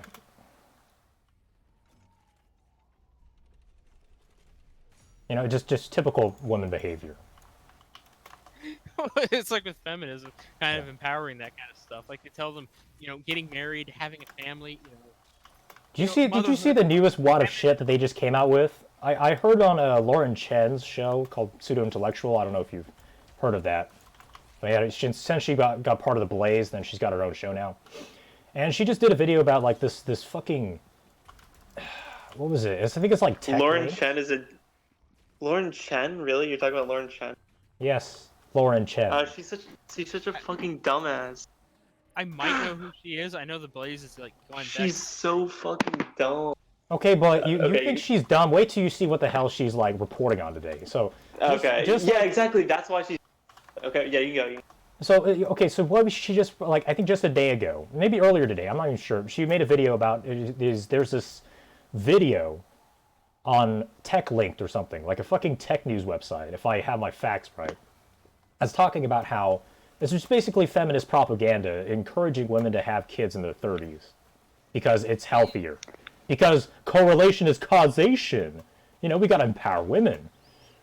Correlation is causation, therefore we must empower women and make older women have kids, because having kids is oppression. That's the way they do it. Like they make femininity the least appealing thing to women. Like nothing can be more feminine. This isn't like a masculinity femininity issue. This is like young versus old women issue. So obviously, like this is probably made by older women to dab on younger women. And remember, even though there's supposed to be like this sisterhood, right? Well, feminism's starting to segment too. You have the LGBT feminists, you have the TERFs, and now you have old feminists versus young feminists. Isn't that a real isn't that something to chew on, huh? So, like, feminists, obviously these two groups have different interests, right? So, whenever The ones that are trying to teach women that it's wrong to be a mother are the ones that they are doing that as a form of attack. okay, well, here's how I see it. The all of the feminist crew basically deep throating the idea that not having kids is, not only because global warming and Mama Greta said so, we stole her dreams, how dare we, but also because being a corporate tool as a woman is better than having kids. Because having kids is oppression, even though that's literally the basis to a healthy society is to have kids. And it eventually screws them over. But of course, over society. It's a foundation of society, and it's being attacked for that very reason. The people who push that literally just hate the society that we're in. yeah, it's called oikophobia. That's what fucking teenagers experience whenever, it's like, it's just a phase, leave me alone so I can blare my Blink 182 in my room by myself. And then eventually they either grow out of it and move out, or Is start, 1982 or 82 still a thing? I don't know. It's just for the memetic value. But anyway, so that's just like, okay, so applying this to what's going on, and there's like scientific basis to believe that, well, and dare I challenge such an idea in 2020, but testosterone during puberty causes at least a 7% volume growth in skull volume and brain size. So on an average basis, mind you, men have like a 7% larger brain, and so on and so forth, with many exceptions here and there. But that's tangential. And that probably explains like the soy boy look, where you have like the guys with like the really tiny heads. I guess you could say it's biological. That is a consideration, but remind me to consider that later. But for now, okay, so you can say that testosterone causes and oh yeah. Also notice how like most teenage girls like stop puberty by the age of like 15, 16, 17 at most, and only like a few genetic freaks like continue growing into the 20s, and that's how you have like female basketball players, or well, they're just big to begin with. But anyway, since like puberty ends in like the late teen years for women, you could theorize that the brain development also stops by then. So then, the adult women are literally at a teenager level of thinking. Now that actually seems to accord with reality. Yeah, and you know how okay, you know how that also explain. Then you must know, okay, so since teenagers like hate their own parents for taking care of them, and they are highly oikophobic, then should it really surprise you that they're pushing this anti-nationalist ideology, and that's how we have oikophobia in politics? Yeah, I mean, it's just to some degree, yeah. Just a thought. Aren't there? I think it's like, wait, like when you're talking about you're just saying women in general are dumber. Like, is that what you're saying? Like, I don't think skull diameter or whatever like is perfectly correlated to IQ. Like, isn't it like men are more dumb and more smart, like in bell curve kind of thing? Yeah, that actually is how it is. Well, there's more genetic variation between on that. Okay, on that. What is it? Right. The bell curve. There are more retards and more super geniuses in men, whereas women are just like almost all clustered in the middle. There's just more diversity. So even though they're all about diversity, they all fucking think the same, huh? That's a real thinker right there. But no, these are just your modern day Bible thumpers in a secular world. well, yeah, the only difference is that they took out the Bible and there's no word of God anymore, because God is now equality. Equality is the new God we must all worship, and thou shalt not protest equality, because that's wrong, because of objective morality. So give me my government benefits now. Hey, just because you have a sense of morality does not mean it's claiming it's objective. Well, morality doesn't fucking mean anything whenever there's consequences that you want or don't want. So But we're already past that conversation. So back to what we were saying. Yeah, exactly. You keep on saying stuff that we. Oh, okay. Well, Any, it's actually anyway, probably not just the testosterone thing, but if you think about it, maybe I'm an idiot here and I don't get well, biology the other well enough to issue make is this that statement. Like women have the XY, they have like two different genomes they're actively drawing from at the same time, where the men are like more the one. So they're just gonna emerge as more average, and men are gonna be more all over the place. That makes sense. Oh yeah. Okay. Well, yeah, I don't. well, I okay. can't Here's speak the on other this. thing you need to consider. Consider the genetic diversity between sperm, where millions are produced every day, versus the genetic diversity of eggs, which are only like a few thousand will ever exist in a baby girl's ovaries all the way till the day she dies as a old hag that nobody cares about. And so obviously, Jesus Christ. so That's a, you take a look at the well, quantity of eggs in the world versus the quantity of sperm. Does it really surprise you that there's so much more genetic diversity within sperm? And consequently more defects, obviously. well, it's still supposed to make either a man or a woman. So is that gonna emerge in the child, like based on limited eggs versus sperm? Okay, well, okay, if you have a scatter plot of all the different genetic possibilities, you have a I million mean, versus you're a not thousand. just A million versus. No, excuse me. 30 million versus 1. Which do you think is going to have more outliers and wacky stuff happening? The But plot with that's 30 not million how like points or the plot with 1 point? I don't think you're doing probabilities right. Okay, well, would you like to yeah. correct this? Please enlighten Actually, I us. want to. You're Yeah, saying you, because the one-time production of eggs versus the constant supply of sperm, like when the child is born, they're a recombination of both, so it's not going to emerge in males to be more random or like more extreme simply based on that. Okay, well, out of yeah. Because There's women are enough there. if it's a girl being born, it's still the same thing in that Yeah, sense. right. There's another level of mm, probability error. The way you were I speaking think there. the is it just Yeah. because we're Like making an assertion that gasp men and women aren't the same thing?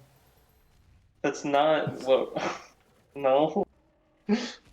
Oh my god, No one. you're just giggling like a chick right now. No, because you were just saying like that less eggs or something, and therefore like there's gonna be less diverse of them. Like that doesn't make sense. That doesn't make sense. Well, what that would do is well, cause slightly different selection pressures, but the eggs aren't may not be mutating as much as like the sperm, which are constantly re-rolled every day. But when they combine, that you're still ending up like it's not going to matter on the child which half of those were more random than the other. what was I saying? Okay, well, the point being is that okay, whenever you see gametes combining to form a zygote, the X chromosome, the last pair of chromosomes is always XX or XY. So the X chromosome is always supplied by the egg, and that's always an X, right? So the only thing determining a child's sex at birth, not babies, mind you, is type of sperm cell that attaches to the egg, whether it's an X sperm cell or Y sperm cell. So that seems to be like the variation, like the variation switch. And also, I don't know if it's relevant, but also tell me how. Actually, not tell me. Okay, so some stem cell developers, I think in Japan, are figuring out how to synthesize eggs from skin cells, regardless of a male or female donor. So, like, imagine this, and no homo, but imagine two guys. Takes a little biopsy of his skin cells, and they turn Yeah. his skin cells into egg cells, and his buddy or his beau, whichever way you swing, donates sperm, and they fertilize the egg. They put in an artificial womb, and you have two guys. You have a baby with officially two dads. No homo though. Or in that case, probably homo. 50 medium homo. It's not big gay. It's medium gay. Oh, okay. So, I mean, I don't know if that helps explaining it. What? What? But How does that? Yeah, that's a possibility, I guess. okay, so do you think this could I mean, somehow that's be? basically cloning. That's how they clone. Like they'll like take out part of the egg that has its genetic information, and then they'll inject another, and that's how they clone. Okay, so do you think we can somehow connect this back to the bell curves that we see in men versus women and in some arbitrary parameter like IQ? Well, I don't think what you're talking about there matters for that because like the child is still going to be one or the other. Now, what kind of consequences is going to get by cloning men to sexually reproduce with other men through a lab? Uh, that's uncharted territory. I mean, it is. I think it's a step forward in terms of like developing ectogenesis, but yeah, because obviously, these developing wealthy countries who are worth a shit aren't having kids, and I think we know why. Well, they're being constantly told not to because the environment and money. Well, okay, well, what about in Hungary when they just like pass it like this kids for welfare program? Well, they will pay families who have kids And that's a extra yeah, money. that's a good thing. Well, Yeah, people are going to respond to the incentives that you put out before them. So if the okay, state well, is trying to incentivize their own people to have more kids, yeah, that'll absolutely affect it. But when you have like in the West, you have all these countries talking about climate change and your carbon footprint and how bad it is to have kids. Of course, people are going to have less kids. Not only that, it's expensive nowadays, and it keeps getting worse. okay, so then why do birth rates go up whenever you take the slider on the chart and when adjusting for okay, god damn it. Then why does the birth rate go up whenever you look towards the lower end of the income spectrum on your chart? Why do poor Because people some have more people, kids because if they don't childbirth is plan, expensive? because they don't plan ahead. Right. So you give these people, I don't know, what do you call it? So, yeah, you give these people single mother bucks, then you're just going to produce single mothers. Then you got to ask, okay, you increase your birth rate, but then what kind of people are you putting on there? Yeah, that's ultimately anything the government does is eugenic. It can't be avoided because just the incentives that you set or the aversions are going to cause different selection pressures. I don't know. I think we can solve all these problems by repealing the 19th, but I don't hear anyone talking about that. Oh, there is it. I don't disagree that there's a lot like the civil rights that have absolutely destroyed this society. Like things were a way for a reason. Well, okay. Here's the other thing that you can consider.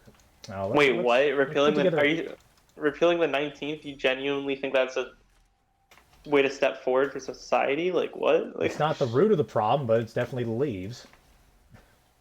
oh my god. Oh no, am I too edgy for you? Am Well, I am yeah, it's I just like am I making too much of a factual assertion that you're going to resort to insults instead of actually proving me factual wrong? assertion. You were just like talking out of your ass about like biology variation, and I feel like Oh no, I didn't know. Oh, excuse me, I count. didn't know ad hominems prove what I said wrong. Not, I'm not saying what. I'm not making Then what the hell are you even saying? No, I'm just like, what the fuck? Like, repeal the 19th.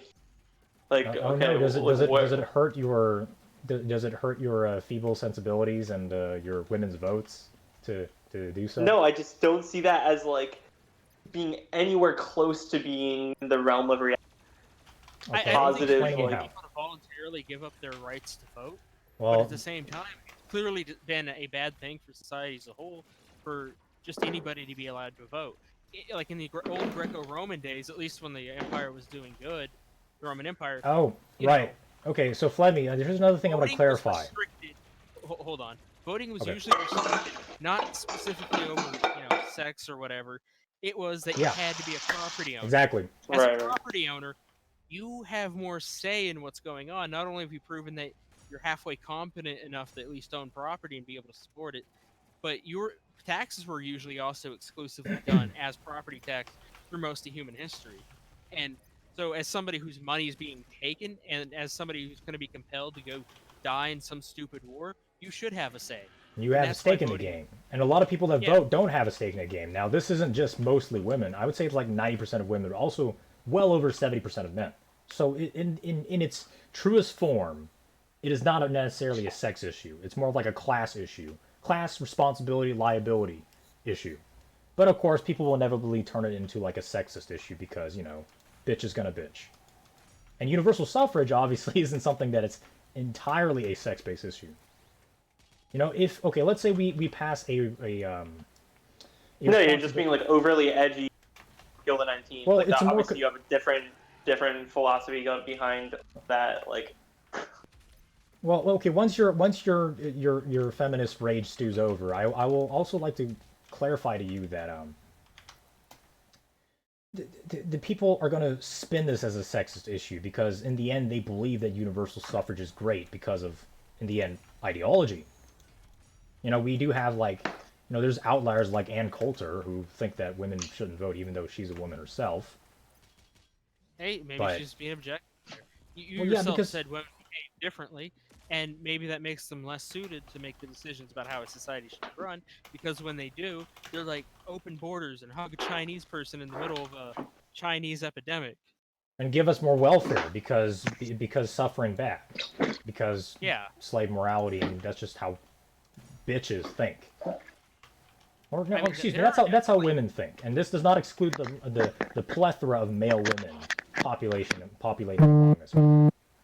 So Yeah, and you also have the exceptional woman sometimes that, breaks the norm, but those are the exception and not the rule. exactly. And that's going back to being utilitarianism or utilitarian is that that you should care more about what works and then what you think should be the principle on paper.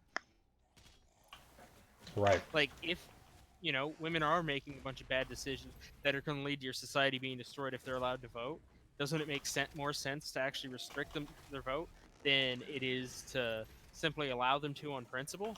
Yeah, but the thing is, And sure. even if you Yeah, Hey, as a you have to decide- utilitarian, you have to build societies around the rules rather than the exception, because that's what 90% of the society is going to end up looking like. Yeah, you can have the the absolute standout in any specific subgroup that's different than the normal, and nobody disputes that.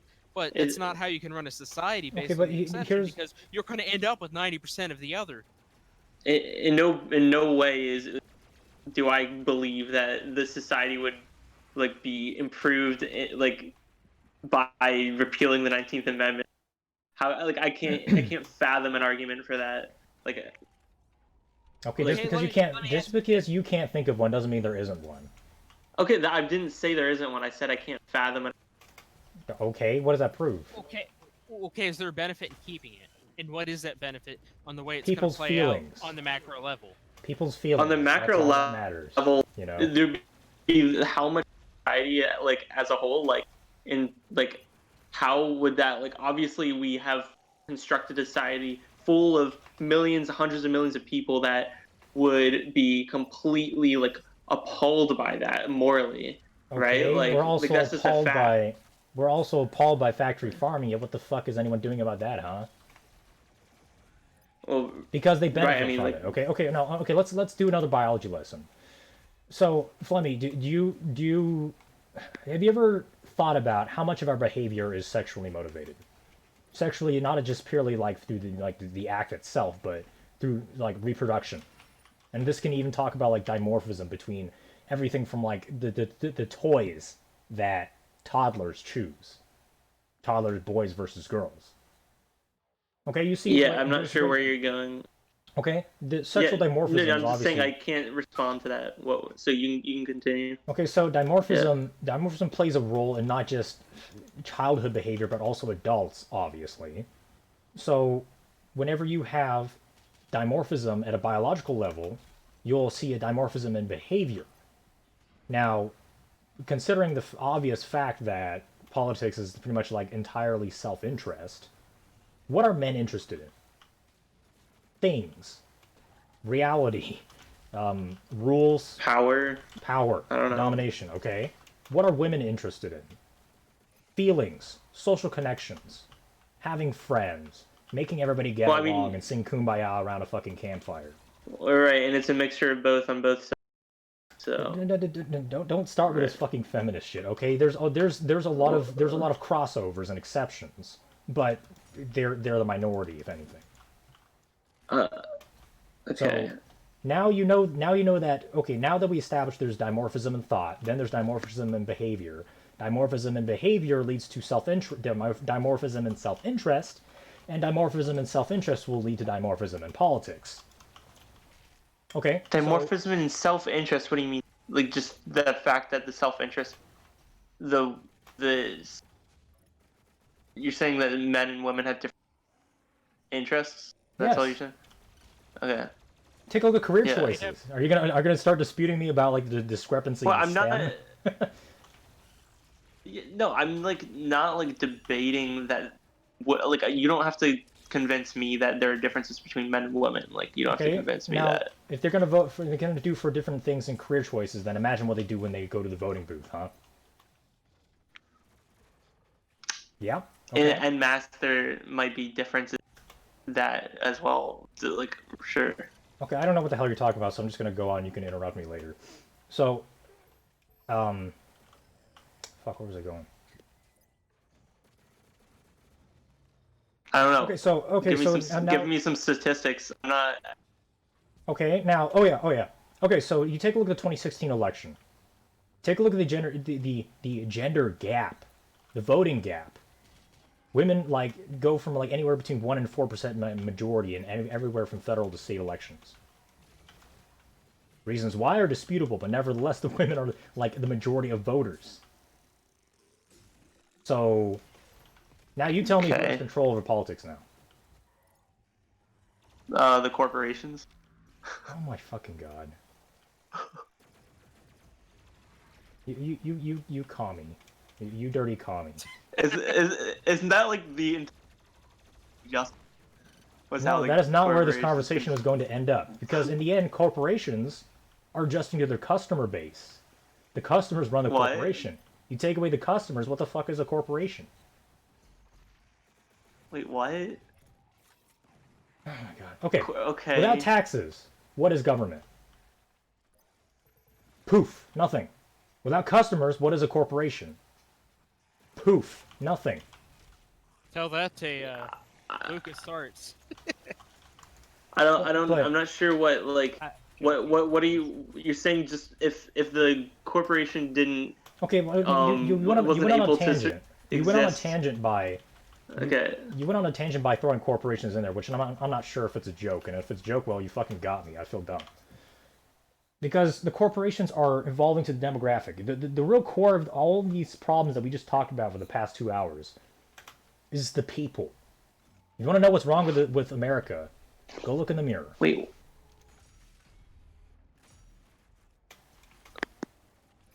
Okay. No? Yeah, people are dumb. Sure, I agree. Yeah, Yeah. people are dumb.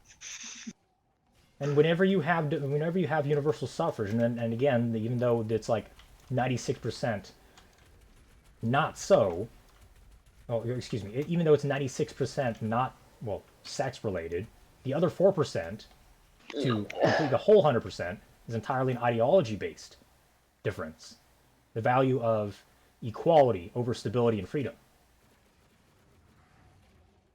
So when you place equality above all, then you will destroy everything else in the name of equality. You want to get rid of income inequality? Okay, well, get rid of mechanized farming, so everybody starves to death. We're all equal now, aren't we? Yay, we achieved equality. Because the ontological interpretation of the value of equality. You're just like the biggest straw man. Sure, we can kill the Oh, biggest it's not straw real man. communism? We'll do it right Whatever. this time? Excuse me for strawmanning you. You're just like being stupid, and it's not like I'm not getting. Okay, explain to me how I'm being stupid.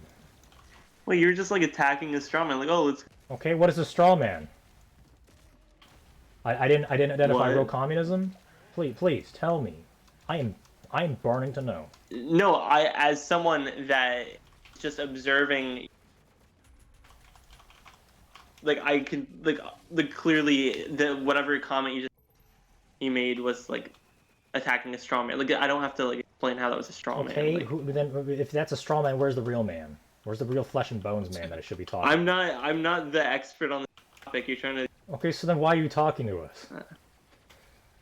what? In order Oh for my two God. things to be equal, they must be exactly the same. And you've already acknowledged things are not exactly the same. So why would they be equal?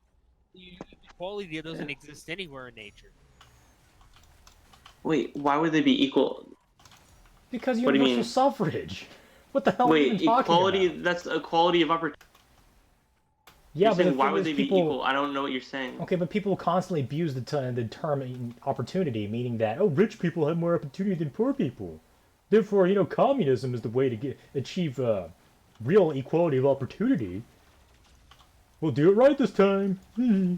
Well, obviously, well, do you think that a society that has close to what our like the society that we currently live in, like do you favor less equality or more inequality? Like I don't like what is your vision? Would you like our society to like have a bigger gap between the life quality of the richest and the poorest, or what? Well, Like, until we reach post-scarcity economies, well, that's how it has to be, because these two groups are currently independent and interdependent upon each other. You As cannot a, have equality by uplifting everybody to the highest level. It because you simply can't is uplift everybody. impossible. well, no, I So didn't the suggest majority that. wants to drag people down. Well, you still end up with like the few elite that still control everything, and then everybody else just gets screwed, which is slightly worse. Isn't that like the Worse than what we current got. situation? That's like the current situation. You're not wrong that that isn't the current situation, but not as bad. Okay, Okay. as I just pointed out earlier, what is a government without taxpayers? Nothing. What is a corporation without its workers and its customers? Nothing. So the people in power, they just have. I mean, there's a symmetrical exchange here. The employers work for Wait. money What did you? from Wait. the Can you just employer. repeat? I wasn't paying attention. Can you repeat? Okay. Okay. So again, people. Okay. What commies don't get is that the the ones in power need those but below them in order to have their power. Otherwise, Well, they're just I think commies get that. well. Who are the people in power right now? Okay, well, just anyone who talk. Okay, any time if some fucking SJW talks about oppression, the oppressor needs the oppressed to work for him. Otherwise, he has no Very oppressive much. power. So Yeah, very much. the inequality is a necessity for society to fucking function, and not turn into like Venezuela. You're just making an assumption that the oppressor needs to exist for society to function. That's literally Okay, the well, there's assumption you're always going to be an making. oppressor, and there's always going to be an oppressed. So, Okay. someone will always hold power. There's always going to be somebody complaining about how they didn't get a fair deal or whatever. That's just human Okay, nature. so you're just I didn't saying. deny that too. Yeah, okay, you're just saying that like there's going to be an oppressor, so like making it less of a bad oppressor is a worthwhile goal. Because like, oppression is defined subjectively. well, obviously there's an objective way to analyze this, make comparisons. Not Like really. if we're gonna like, okay, less higher quality of life, lower quality, like higher income, Determined less by who? income Some people inequality. think that being starving to death in Jamestown is great because of equality. Because of the deontology of equality. Okay. It's the only time America tried communism for a decent amount of time, and everybody starved to death. Is that good? Is that a better quality of life? Because Wait, so you're equality? comparing modern societies.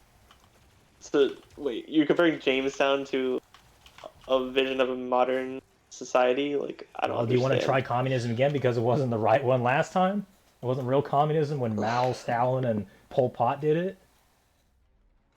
Oh, all right. Tell me how that works.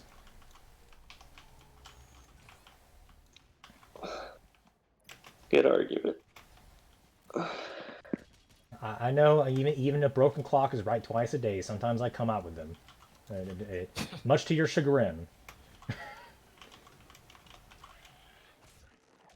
Oh fuck. Okay. God, I'm still on the same fucking level for like 2 hours. Oh my Really? god. Yes. Not only is I've this game actually. Well, you're, hard, but I also suck at it. So Are you playing on like Nightmare or whatever the highest is? I think it's what it's called, Nightmare.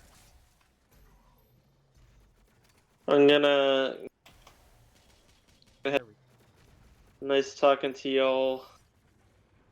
I'm not sure what you said, but I think you're saying bye. So yeah. See I ya. said bye. Yeah, Okay. I said bye bye. Bye Okay, Have a see you bye. night. later. Have a nice Yeah. one. See ya. Nice to meet you. Yeah, nice talking to you. All right. All See right. ya.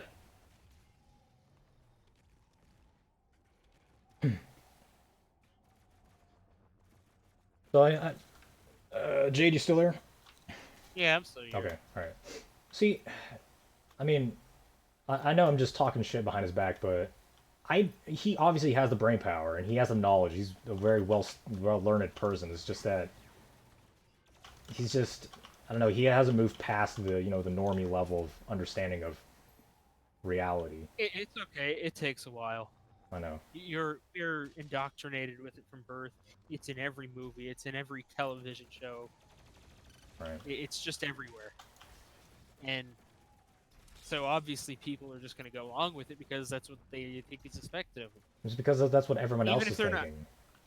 So, they may not even be conscious. That's why they're doing it, but they may even believe it. But that's why they're doing it. yeah. And that's not a bad thing because society needs most people to be that way. Otherwise, it just doesn't hold together. I mean, the master needs a slave to work, I guess. Yeah. And if we have a bunch That's the of way- there's too many cooks in the kitchen, then nothing's gonna get cooked. So.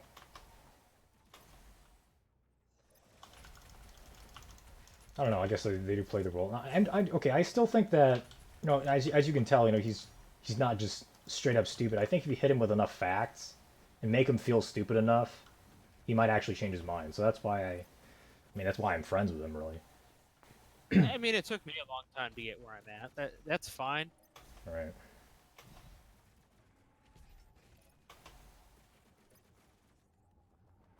Yeah, same I could say about myself. I mean, if anything, just 2 or 3 years ago, I thought totally differently. Yeah, I mean, there's some conclusions that if you're intellectually and ethically honest with yourself, you will eventually reach, and you can't help it. That's just what makes the most sense and what actually. Right, but the issue is that since everyone's like, "Oh my god, I would dare talk about politics now," these people aren't getting the exposure that's necessary to make that transition. Well, see, what's crazy about people saying stop putting politics and everything is that they don't understand that everything is inherently political to Well, some degree. Well, yeah, and also, but then compound then that. Oh, And go then ahead. their political statement is don't have politics. Well, to see, and to compound that is that people are lazy because they're avoiding the stress and pain of talking about a difficult subject, and difficult subjects are the ones you should be talking about. Otherwise, you're going to have a lot more problems down the road because you're fucking procrastinating addressing an issue. But Right. upon further examination, once you understand the issue, you realize that it just really can't be solved unless there's some really, really unwanted turns that the ship has to make. Usually ending in violence. So, because in the end, you know what motivates women's decisions. Like when Genghis Khan rolled into fucking all of Asia and just destroyed everything in his path. Well, how do you think the women responded, right? Hell, most of the men responded in the same way because they don't have any means of fighting against him. Your average peasant farmer doesn't have an army behind his back. And even on a one-on-one battle with the Khan himself, I don't think they would stand a chance. So what option do they have other than either dying or submitting to him and just doing whatever the hell he wants you to do? So, I mean, I guess that's just the cycle of political change that we're just unwilling to accept because we haven't had a no shit war in so long.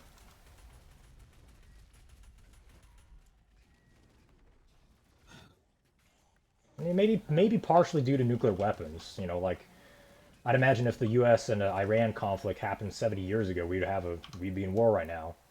But I don't know why. Both, not only Americans and the West, but also Iran. They're just nobody's doing shit. They're just posting memes and talking shit on the internet. That's all the war seems to be.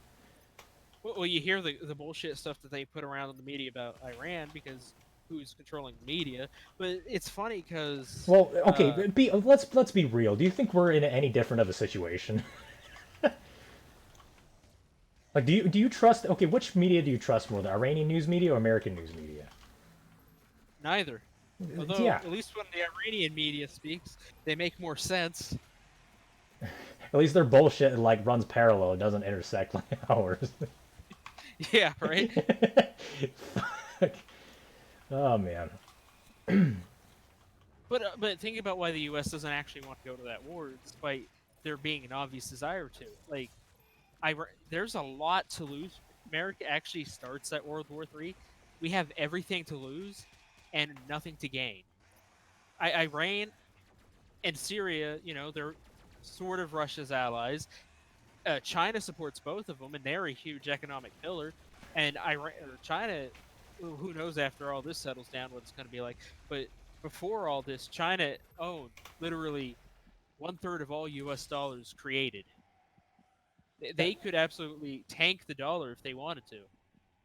Yeah, so I really don't. Okay, but that's what I mean. I was just watching like Vegan Gains live stream a few days ago, and he's talking about like, oh, we should punish China for doing this. We need to assert American dominance and let them know who's running the show here. Okay, well then they're just gonna fucking buy us. So we have no. We I really don't think we have any I mean, well, Americans don't have any jurisdiction Well, against they wouldn't China. necessarily bias, even though like China kind of influences most of the Western seaboard as it is. What they really could do is they could hurt our economy at the absolute critical point. There is a lot of desire around the world to break free from the petrodollar. Europe has been wanting to make the petro euro for quite a while. China wants to make the yuan more dominant. I mean, they're on both sides of that equation. Our so-called allies, or which are more like hostages, our enemies have every reason to defy us, and our so-called allies have every reason to defy us because it'll gain their position of power after knocking us off the top. Like there is nothing going to full scale war in Iran or Syria, and kicking off World War III would absolutely destroy our economy, and we wouldn't have any friends afterwards. So I guess right now they're just Trump's just playing chicken with what's it? I guess Iran now.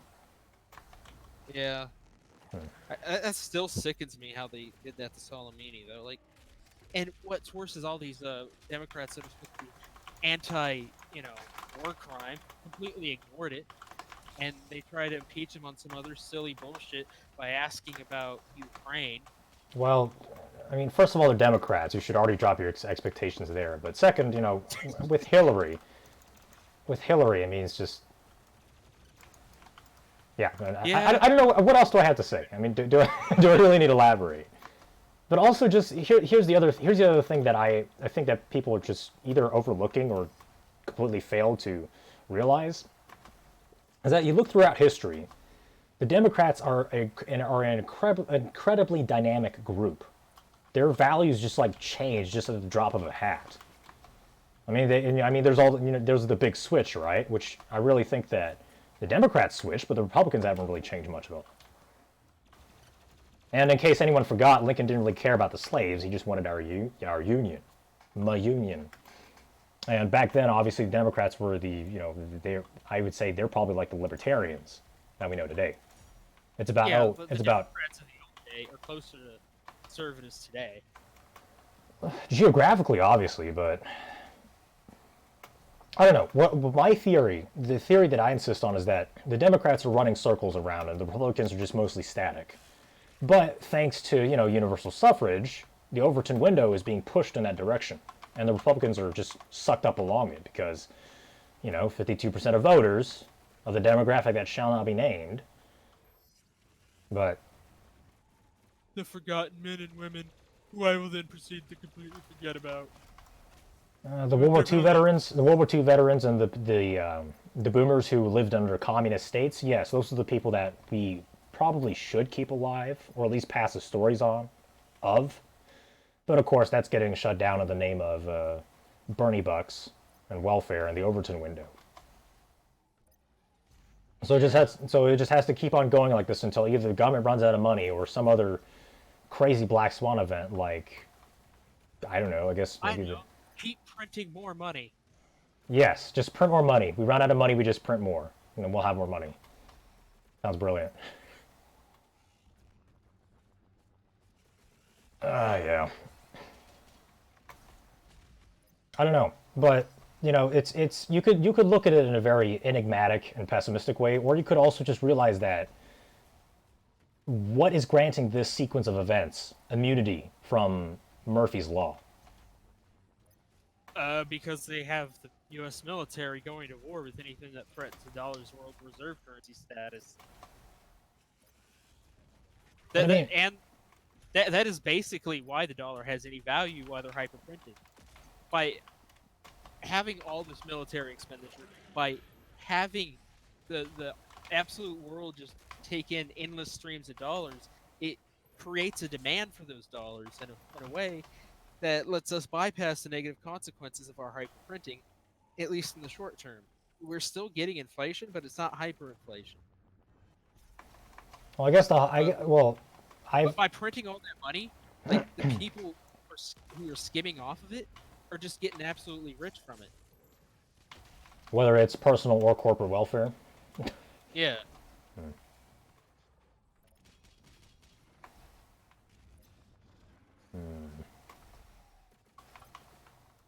I mean, but you wanted to know why. Holy shit, I didn't know that guy had those moves. I killed him too fast last time.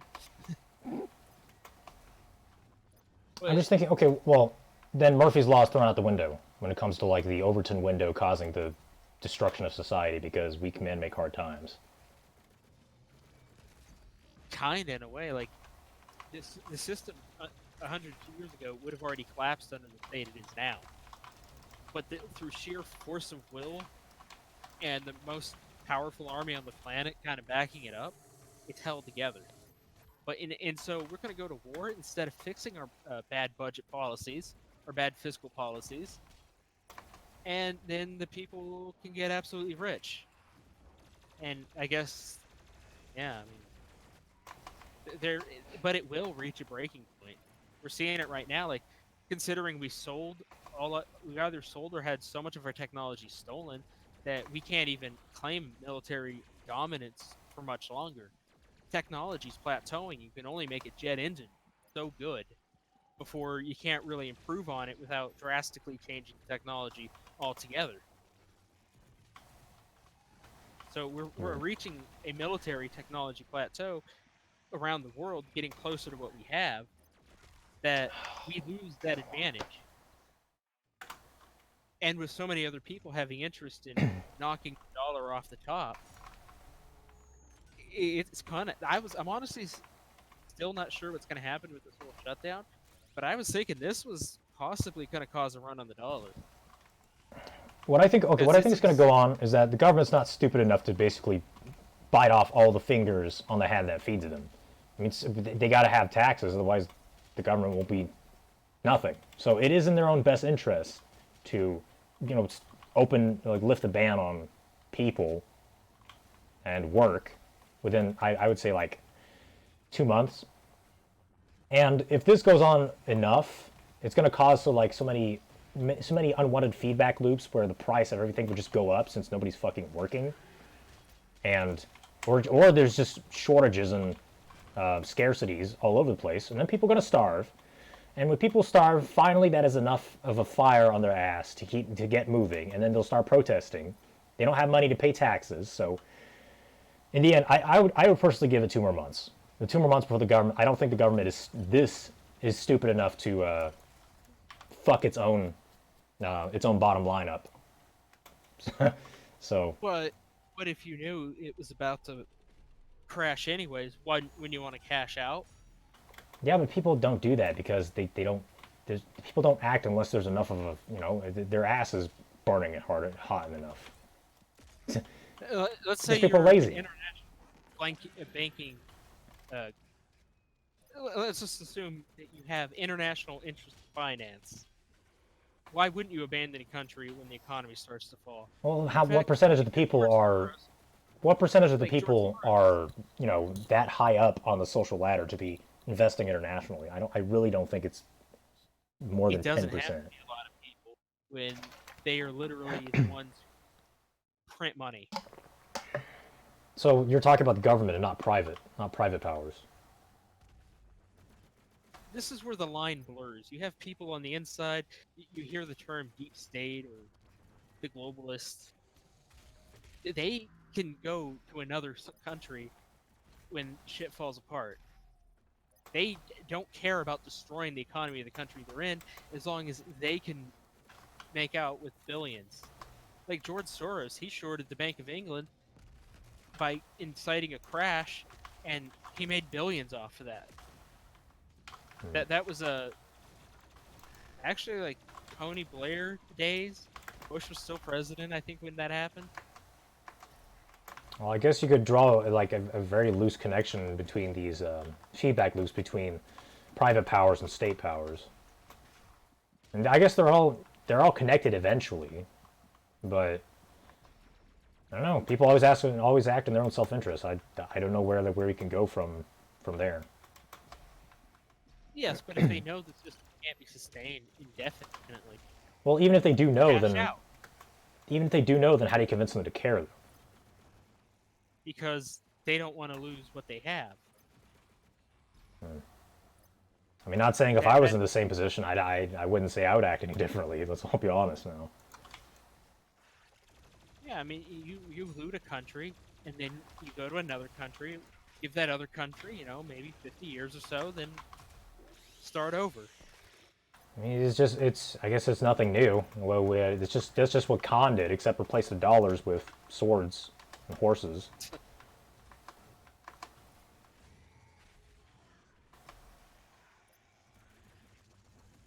And then there's corporate welfare, which is just as much of a problem that libertarians don't talk about. But, Oh yeah, no, it's definitely a problem.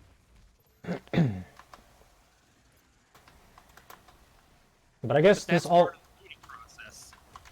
Oh yeah. Fuck no! You're not gonna kill me this time. Nope. Nope. No. No.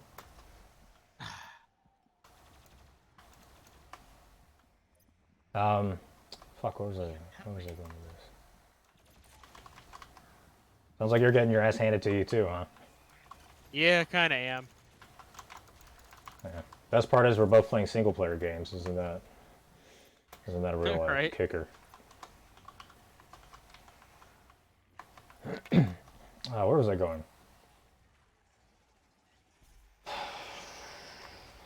Okay, so people always try to blame the rich for all these problems, and this could be either they're the you can categorize that as either like private wealth or state wealth.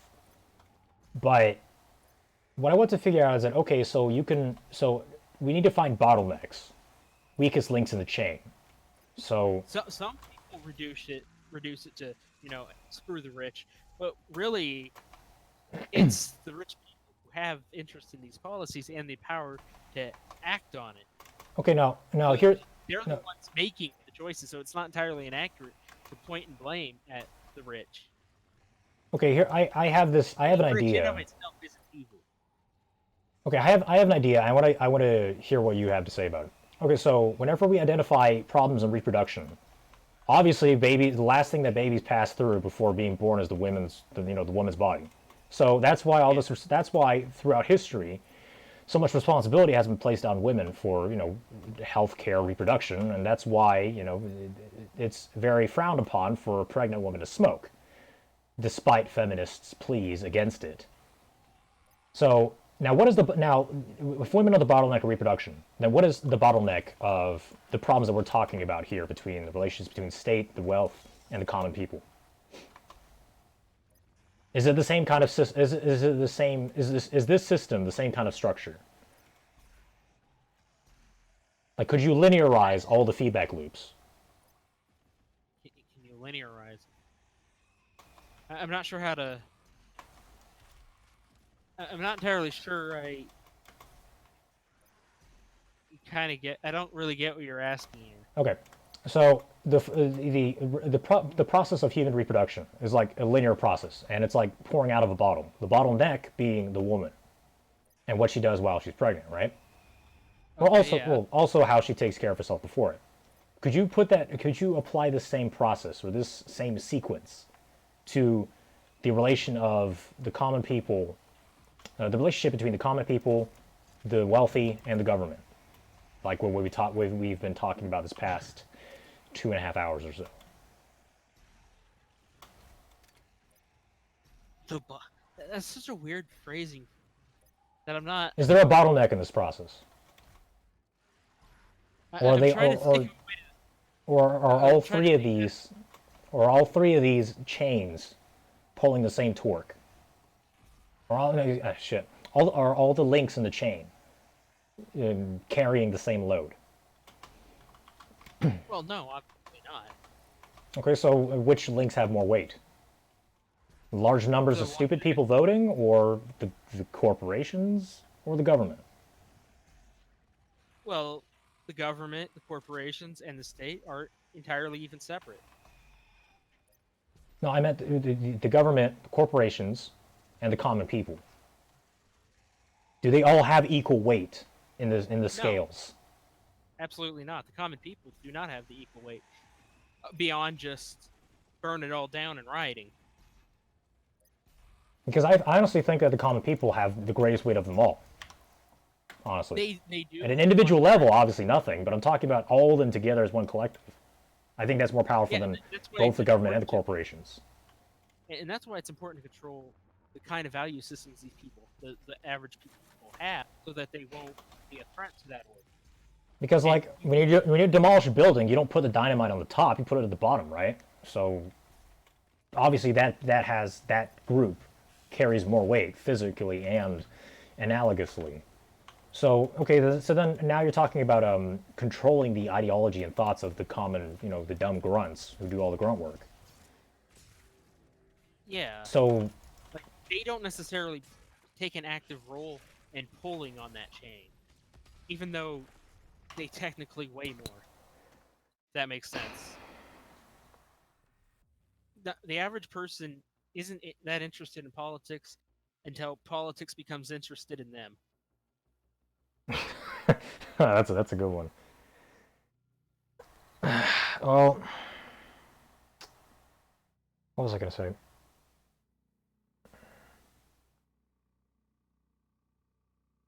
So when people okay, so if people don't care about politics, then obviously what all they care about is their immediate self-interest.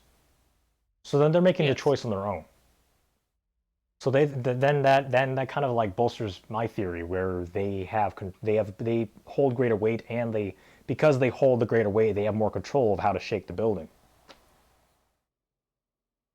And if you want to destroy them, then of course, if you want to destroy a country, then you attack its people at the ground level. And that's how populism Yeah. works. It goes from the ground up, not the way around.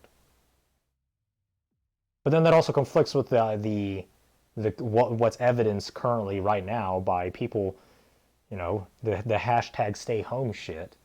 They're obviously incapable of thinking on at an individual level for themselves. That's exactly why they're considered. Or since you mentioned Goebbels, like they're the inert masses.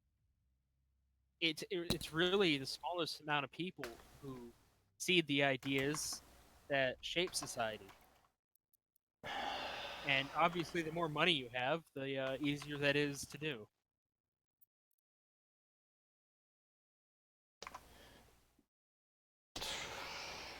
Okay, money, sure, money is means, but your money is also limited by the government, because the government is who creates your money and decides that it even has any value, and they're in control of like the value of it be through inflation and the Federal Reserve and the press, the printing press. And they can make it worth more or worth less just whenever the hell they want. So to some degree. I don't know. I'm kind of losing Right. myself. Very happy. You know, people, the common people have the control, but at the same time, they're sheep. So Yeah, we're so the wolves are being led by the sheep here. That's fucking absurd. but that's just how it is. There you go. It's not that, blame the rich quote. It's just that obviously, they're the ones that have the actual influence that shapes reality the way it actually turns out, not who in principle should have more power. Right. I mean, a million rabbits is not going to take down a wolf. What about 2 million? They all start clawing at him. But they're not going to. They're going to run from it. But gender equality though. God made us. We're all sons and daughters of God, all equal under His eyes. Amen. Yeah. Because social gospel movement is something that people would just forget about. Oh well. I don't know. Either way, it's just religion for the most part is just entirely a post-rationalization. People are going to believe whatever they believe. They just use Christianity to justify it. Whether it's, believing that they're the holy inheritors of, okay, like kings, for example. They try to convince even in the East, they convince that they are of like some kind of they are of some part of what is the word? They are of holy inheritance, and they are put on earth by God for the right reasons. And then all the peasants obey him because they don't want to go to hell. They want to be, and also, not only because they don't want to go to hell, but also because they're dangled with the idea of heaven. So then they don't have any reason to protest their shitty lives in reality. Yeah, religion does serve the purpose of keeping people more or less on the same page. I don't know about the same page, but it keeps the power in power, and it keeps the more or less the feeble the feeble obedient to be good slaves, and ripe for a new master at all times. And even after feminists killed God with their fucking screeching, after feminists killed God by withholding sex from him, let's just put it that way. People still behave in the same way, though. They're still looking for a new master because they can't handle thinking for themselves. And even though, but in the end, we're, telling us the masters are kind of fooling themselves because they're the ones being led by the sheep. Even though the sheep won't attack the wolf, the wolf is just one. He can't jump too high, and if the sheep just flock themselves into a big enough mountain, they can box the wolf in. And what can the wolf do? It's going to take him a very, very long time to eat through all of those, and even then his guts, not an infinite room. He doesn't have Mary Poppins' bag as an intestine. No. So...